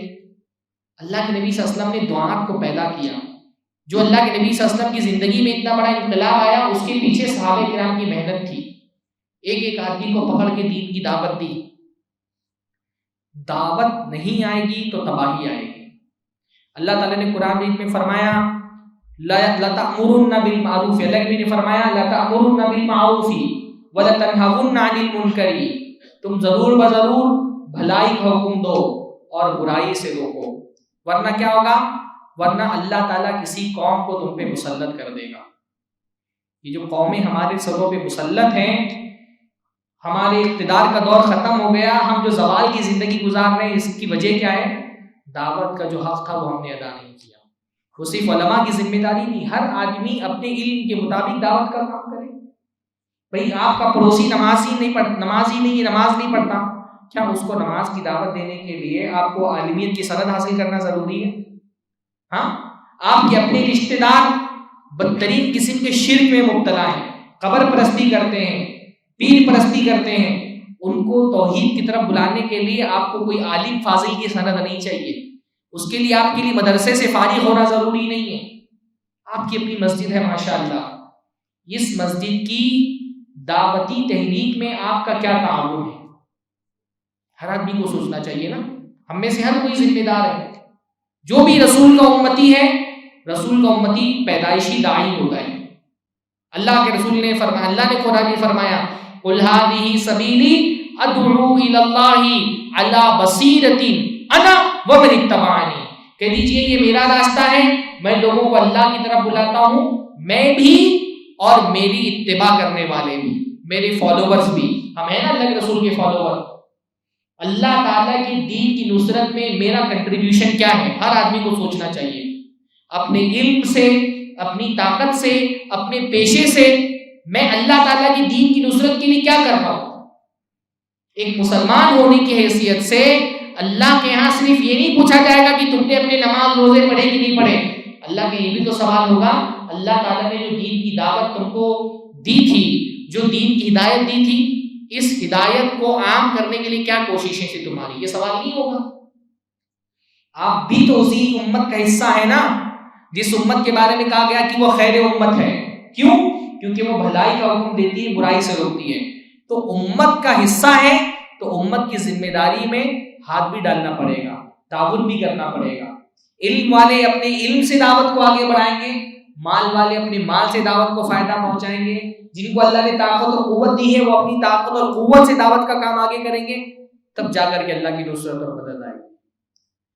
یہ اللہ رب العالمین نے بغیر دعوت کے جو دعوت سے غفلت رکھتے ہیں, اللہ نے فرمایا الذین ان مکناہم فی الارض اقاموا الصلاۃ وآتوا الزکاۃ وامروا بالمعروف ونہوا عن المنکر, کہ اللہ رب العالمین کن لوگوں کی مدد کرتا ہے, جن کو اللہ تعالیٰ جب طاقت دیتا ہے, نماز پڑھتے ہیں, زکوٰۃ دیتے ہیں, نماز قائم کرتے ہیں, زکوٰۃ دیتے ہیں, بھلائی کا حکم دیتے ہیں اور برائی سے روکتے ہیں, تب اللہ تعالیٰ کی نصرت اور اللہ تعالیٰ کی مدد آتی ہے. ہم میں سے ہر قرآن مجید میں بے شمار آیتیں ہیں اس معنی میں کہ اللہ رب العالمین کی مدد کب آتی ہے, جب بندے اللہ تعالیٰ کی دعوت میں کلک جاتے ہیں. وہ بہت مشہور حدیث ہے کشتی والی, ہے نا, کہ دو لوگ کشتی میں, دو طرح کے لوگ سوار ہیں, کچھ کشتی کے اوپر والے حصے میں, کچھ نیچے والے حصے میں. نیچے والے اوپر جب پانی لینے کے لیے جاتے ہیں, پانی کیا ہے, ہدایت ہے, تو اوپر والوں کو برا لگتا ہے, تو نیچے والے کیا کرتے ہیں, کشتی میں چھید کرنے لگتے ہیں. ہمارے پاس ہدایت کا پانی ہے, ہم پیاسوں تک کے نہیں پہنچاتے, تو پیاسے کیا کر رہے ہیں, کشتی میں چھید کر رہے ہیں. یہ شرک کرنے والا کیا کر رہا ہے, امت کی کشتی میں چھید کر رہے ہیں. یہ قبروں پہ جا کے چادریں چڑھانے والا, یہ عید میلاد منانے والا, یہ پیروں کو مشکلوں میں پکارنے والا, یہ نماز چھوڑنے والا نوجوان, بے پردگی کرنے والی عورت, حرام کھانے والا تاجر, ظلم کرنے والا سیاستدان, یہ سب کیا ہے, یہ امت کی کشتی میں چھید کر رہے ہیں. اگر آپ نے جا کر کے ان کا ہاتھ نہیں روکا, کشتی ڈوبے گی تو صرف یہ اکیلے نہیں ڈوبیں گے, وہ لوگ بھی ڈوبیں گے جو کشتی میں چھید ہوتا ہوا دیکھ رہے تھے لیکن خاموش تھے. دعوت یا تباہی, یا تو دعوت آئے گی یا تو اللہ رب العالمین کا عذاب آئے گا. تو ہر آدمی اپنے طور پر دیکھے کہ وہ اللہ رب العالمین کی اس دین کی مدد کے لیے کیا کر رہا ہے. اللہ تعالیٰ نے, اللہ کے نبی صلی اللہ علیہ وسلم نے ایک حدیث میں فرمایا کہ ما من رجل یکون فی قوم, جب بھی کوئی قوم کے اندر کوئی ایک آدمی کی بات کر رہے ہیں اللہ کے رسول, کہ کوئی ایک آدمی قوم کے اندر یعمل فیہم بالمعاصی, گناہ کا کام کرتا ہے, وَيَقْدِرُونَ عَلَىٰ أَن يُغَيِّرُوا فَلَا يُغَيِّرُوا إِلَّا أَصَابَهُمُ اللَّهُ بِعَذَابٍ مِّن قَبْلِ أَن يَمُوتُوا. قوم کے لوگوں کی طاقت ہے کہ وہ اس آدمی کو گناہ سے روک سکتے ہیں, پھر بھی نہیں روکتے. اللہ موت سے پہلے ایسی قوم پر عذاب بھیجتا ہے. ایک آدمی کی بات ہو رہی ہے کہ ایک آدمی بھی اگر گناہ کا کام کر رہا ہے, قوم والے اگر اس کو گناہ سے روک سکتے ہیں اور نہیں روک رہے, تو اللہ کا عذاب آتا ہے, مرنے سے پہلے اللہ اپنے عذاب کو مزہ اس کو ضرور چکھا لیتا ہے. تو دعوت کی جو ذمہ داری ہے اللہ تعالیٰ دی ہے وہ ادا کریں. اور آخری بات یہ کہ آخرت کو اپنی زندگی کی ترجیح بنائیے. اللہ کا عذاب اس لیے بھی آتا ہے کہ بندہ دنیا کا ہو کر کے رہ جاتا ہے, ساری اس کی خواہشات آرزویں سب دنیا کی. اللہ کے نبی صلی اللہ علیہ وسلم نے فرمایا اذا تبایعتم بالعینا, جب تم اینا کا کاروبار کرنے لگو, اینا یعنی سود کھانا, یعنی جب سود کھانے لگو, وَأَخَذْتُمْ وَاتَّبَعْتُمْ أَذْنَابَ الْبَقَرِ, اور گائے کی پونچھ پکڑ کر کے بیٹھ جاؤ. گائے کی پونچھ پکڑ کے بیٹھنے کا مطلب کیا ہوتا ہے, ہاں, کہ کھیتی میں لگ گئے, خالی کھیتی میں لگے ہوئے, دنیا جہنم میں جا رہی ہے جنت میں جا رہی, کچھ نہیں لینا دینا.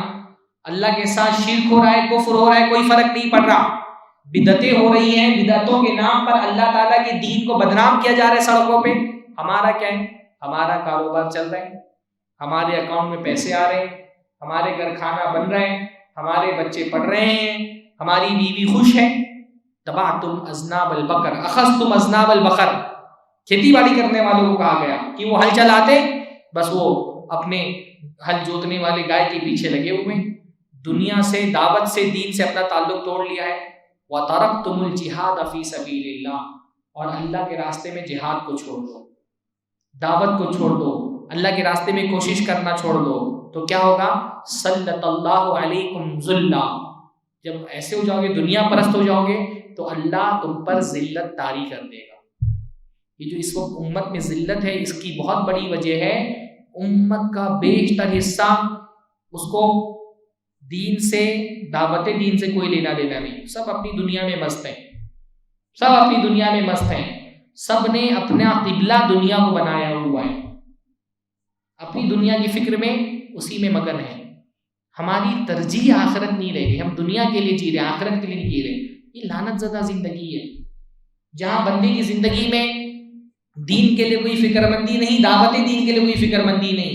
ہاں، اللہ کے نبی ایسی زندگی سے پناہ مانگتے تھے جہاں بندے کے نظر صرف دنیا پر ہو، ساری اس کی خواہشات اور تمنائیں گھوم پھر کر کے دنیا ہی کے لیے ہوں، ایسی زندگی سے اللہ کے رسول پناہ مانگتے تھے۔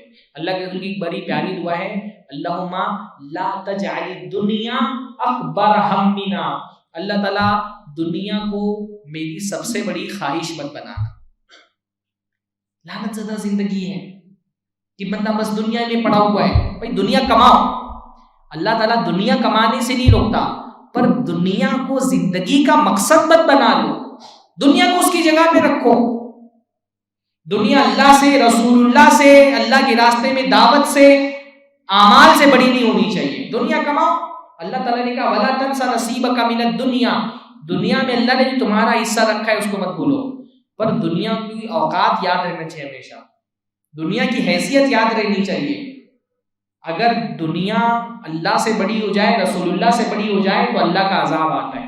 اللہ نے فرمایا نا وَلَئِن كَانَ آبَاؤُكُمْ وَأَبْنَاؤُكُمْ وَإِخْوَانُكُمْ وَأَزْوَاجُكُمْ وَعَشِيرَتُكُمْ، کہہ دیجیے اللہ کے رسول، اگر تمہارے باپ دادا، تمہارے بچے، تمہاری بیویاں، تمہارے خاندان کے لوگ، تمہارے رشتہ دار، وَأَمْوَالٌ اقْتَرَفْتُمُوهَا، وہ مال جو تم کماتے ہو، وَتِجَارَةٌ تَخْشَوْنَ كَسَادَهَا، اور وہ کاروبار جس میں تم سے نقصان سے ڈر لگتا ہے، وَمَسَاكِنُ تَرْضَوْنَهَا، اور تمہاری بنگلے اور بلڈنگیں جن میں تم کو رہنا بہت پسند ہے۔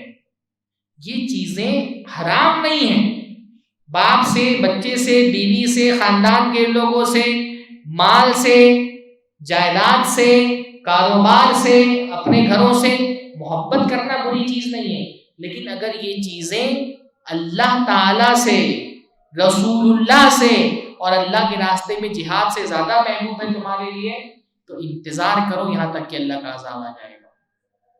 پھر اللہ کا عذاب آتا ہے، جو اللہ رب العالمین کا عذاب ہمارے سروں پر مسلط ہے، اس کی بہت بڑی وجہ یہ ہے بدترین قسم کی دنیا پرست ہیں۔ دنیا پرستی ایمان والے بندے کو زیب نہیں دیتی، ایمان والا بندہ دنیا کو اپنا معبود نہیں بناتا، پر جب دنیا کو بندہ اپنا مال کو اپنا معبود بنا لیتا ہے، اللہ کا عذاب آتا ہے۔ اللہ نے فرمایا تعیس عبد الدینار، تعیس عبد الدرہم، دینار کا بندہ ہلاک ہو گیا، درہم کا بندہ ہلاک ہو گیا۔ دینار اور درہم کیا ہے؟ سونے چاندی کی کوئنس۔ کہ اللہ کے نبی کے زمانے میں دینار درہم رکھ کر کے لوگ اس کی پوجا کرتے تھے، آرتی اتارتے تھے؟ نہیں، یہ کن لوگوں کو کہا گیا کہ دینار اور درہم کے بندے ہیں؟ جن کی زندگی کا مقصد بس پیسہ کمانا ہے۔ ایمان و پیسہ زندگی کی ضرورت ہے، اس کو زندگی کی ضرورت ہونا چاہیے، اس کو زندگی کا مقصد مت بنا لو۔ پر ہم میں سے بیشتر لوگوں کے لیے پیسہ زندگی کی ضرورت نہیں رہی، زندگی کا مقصد بن گیا ہے۔ بھئی ضرورت اور مقصد میں فرق ہوتا ہے کہ نہیں ہوتا ہے؟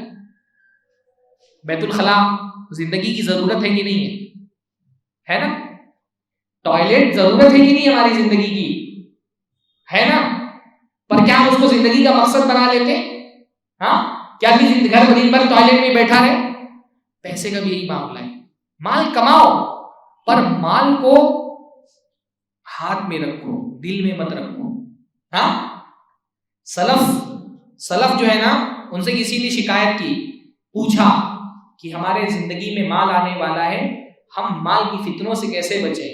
تو انہوں نے کہا اجعلھا فی یدک ولا تجعلھا فی قلبک، اس مال کو اپنے ہاتھ میں رکھو، اپنے دل میں مت بساؤ.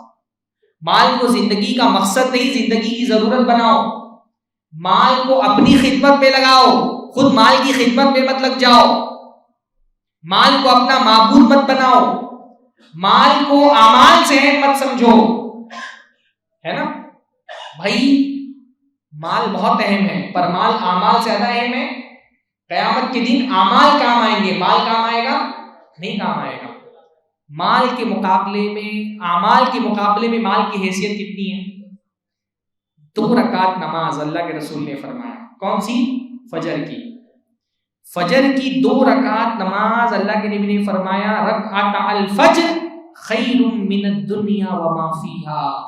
2 رکعت فجر کی سنت دنیا اور دنیا کی ہر چیز سے اچھی، بہتر ہے. پوری دنیا کا مال، جائیداد، پراپرٹی، کاروبار ایک جگہ، ایک ترازو کے ایک پڑھنے میں رکھ دیا جائے، دوسرے پڑھنے میں فجر کی 2 سنتیں رکھ دی جائیں تو فجر کی 2 رکعت کی سنتیں دنیا بھر کے مال پہ غالب آ جائیں. مال کی اتنی حیثیت ہے. مال کو اس کا مقام دو، مال کو حاوی مت کر لو اپنے اوپر، مال کو اپنا معبود مت بنا لو. اس وقت ہم بدترین قسم کی دنیا پرستی کی شکار ہیں. صحابہ کرام نے بھی مال کمایا پر مال کو وہ جو اس کا مقام تھا وہ مقام دیتے تھے، مال کی پوجا نہیں کرتے تھے. عملاً ہماری صورتحال یہ ہو گئی ہے، ہم مال کے پجاری بن گئے. ہاں، جن کے ہاتھ میں مال ہے، دین کے لیے بھائی اللہ نے مال دیا ہے، اس کو دین کی خدمت کے لیے خرچ کرو، اس مال سے جنت خریدو. ہاں، بندہ مال، صحابہ کرام نے مال کیوں کمایا؟ تاکہ اس مال سے جنت خرید سکے. حضرت ابوبکر بہت مال والے تھے.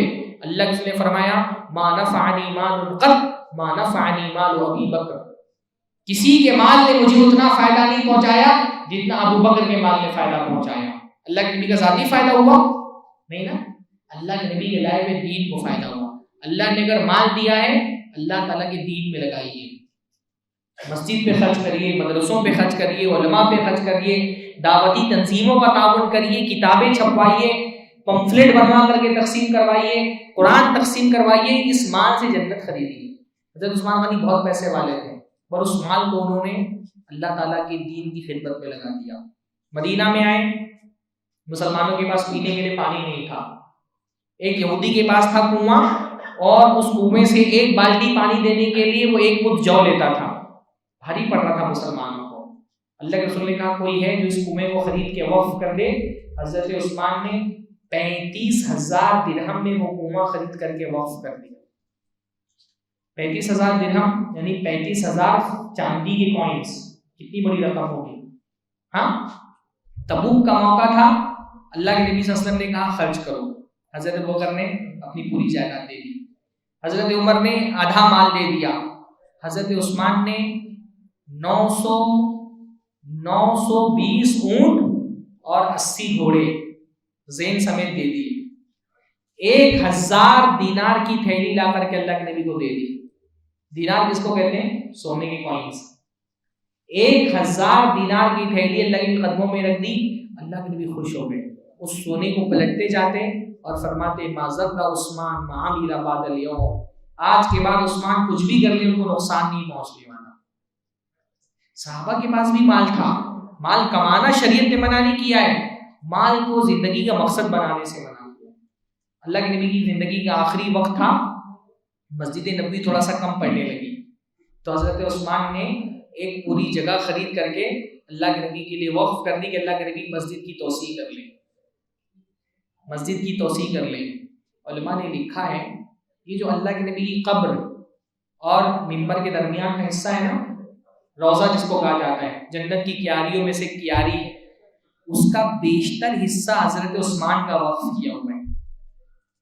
حضرت عثمان نے وہ خرید کے وقف کیا تھا. آپ سوچئے ان کے ثواب کا اندازہ لگائیے کہ وہاں پڑھی جانے والی ایک ایک نماز کا ثواب انشاءاللہ کس کو مل رہا ہے؟ حضرت عثمان کو مل گئے. تو اللہ تعالیٰ نے مال دیا صحابہ کو تو انہوں نے مال کو اپنے اوپر حاوی نہیں کر لیا. وہ دنیا کماتے تھے پر دنیا اپنی زندگی کا مقصد نہیں بناتے. اس دعا کو پڑھنا چاہیے. اللہم لا تجعل الدنیا اکبر ہمنا ومبلغ علمنا. اللہ تعالیٰ دنیا کو ہماری زندگی کا سب سے بڑا مقصد مت بنانا کہ ہماری ساری ٹینشن بس دنیا کو لے کر کے، آخرت سے بے فکر ہے، دل سخت ہو گئے ہیں. قبرستان جا رہے جنازے میں، وہاں کھڑے ہو کر کے لطیفے سنا رہے لوگ ایک دوسرے کو. اگر قبرستان میں بھی بندے کو اللہ نہیں یاد آئے گا تو اللہ کہاں یاد آئے گا؟ دنیا ہم پر ایسی حاوی ہو گئی ہے، قبر پر جا کر ہماری آنکھوں کے سامنے میت پڑی ہوتی ہے. لوگ جنازے میں جاؤ تو دیکھو لوگ گڑ بنا بنا کر کے ہنسی مذاق کر رہے ہوتے ہیں. یہ کیا ہے؟ دنیا ایسی حاوی ہو گئی ہے کہ ہم بھول گئے کہ ہم کو بھی موت آنی ہے، ہم کو بھی اللہ رب العالمین کے سامنے حاضر ہونا ہے. دنیا کو معبود بنا لیا ہے. بھائی صاحب حضرت عثمانی کا معاملہ دیکھیں، جنت کی بشارت ملی تھی. حدیث میں آتا ہے حضرت عثمان جب کسی کی قبر پہ جاتے اتنا روتے تھے کہ داڑھی آنسوؤں سے بھیگ جاتی تھی. ان کو جنت کی بشارت ملی تھی، پھر بھی ان کو ڈر لگتا تھا.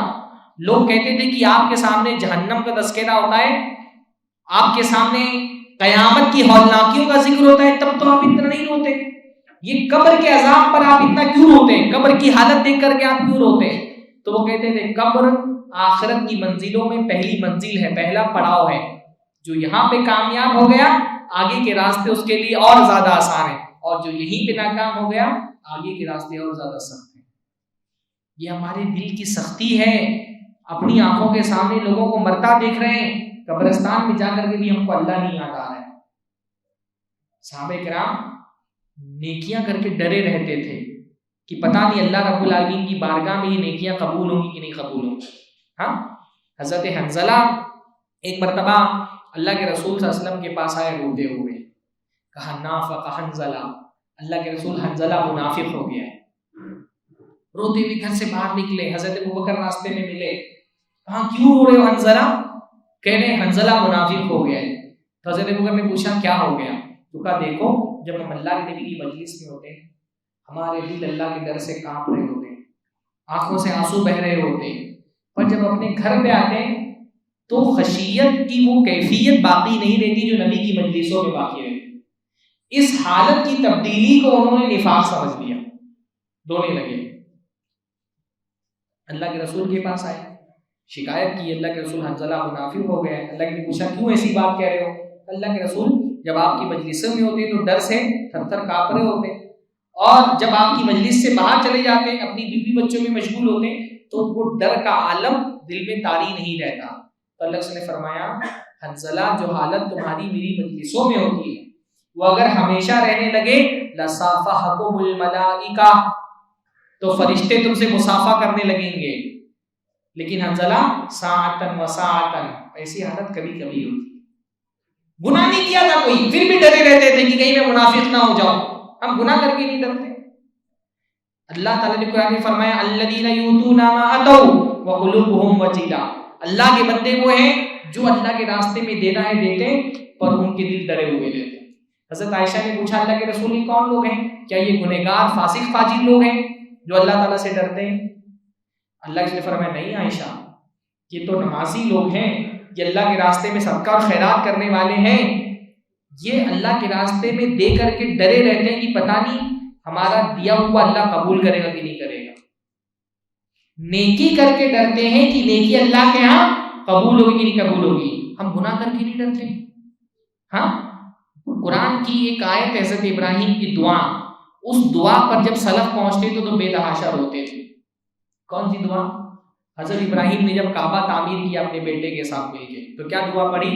ربنا تقبل منا انک انت السمیع العلیم، اللہ تعالیٰ اس نیکی کو ہماری طرف سے قبول کر لے، بے شک تو سننے والا اور جاننے والا ہے. تو حضرت ابراہیم کی اس دعا پہ پہنچ کے سلف روتے تھے. کیوں روتے تھے؟ بولتے دیکھو ابراہیم اللہ کا خلیل ہے، ابراہیم اللہ کا خلیل ہے، اللہ کے حکم سے انہوں نے اللہ کا گھر تعمیر کیا. اللہ کا خلیل اللہ کے حکم سے اللہ کا گھر تعمیر کر رہے ہیں، پھر بھی ڈرا ہوا ہے کہ پتہ نہیں اللہ میری اس نیکی کو قبول کرے گا کہ نہیں کرے گا، تو ہاتھ اٹھا کر کے دعا کر رہے ہیں. اس کو بھی ڈر ہے کہ پتہ نہیں اللہ کیا قبول ہوتا کہ نہیں قبول ہوتا ہے. ہماری نمازوں کی کیا حالت ہے، ہم کو ہمارے روزوں کی کیا گارنٹی کہ اللہ کیا قبول ہوں گے، ہماری تسبیحات کی کیا گارنٹی کہ اللہ تعالیٰ قبول کرے گا. ایمان والا بندہ ڈرا ہوا رہتا ہے. ہم گناہ کر کے نہیں ڈرتے، سلف نیکیاں کر کے ڈرتے ہیں. تو اللہ تعالیٰ رب العالمین نے آپ کو مال دیا ہے، اس مال کو دعوت میں لگائیے. ماشاءاللہ اتنی اچھی مسجد تعمیر ہوئی ہے، اللہ تعالیٰ نے آپ کو توحید کی نعمت سے نوازا ہے. یہ پورا علاقہ جو بھی شرک اور خرافات ہو رہی ہیں، اس شرک سے روکنے کی ذمہ داری آپ کی، ان خرافات سے لوگوں کو بچانے کی ذمہ داری آپ کی ہے.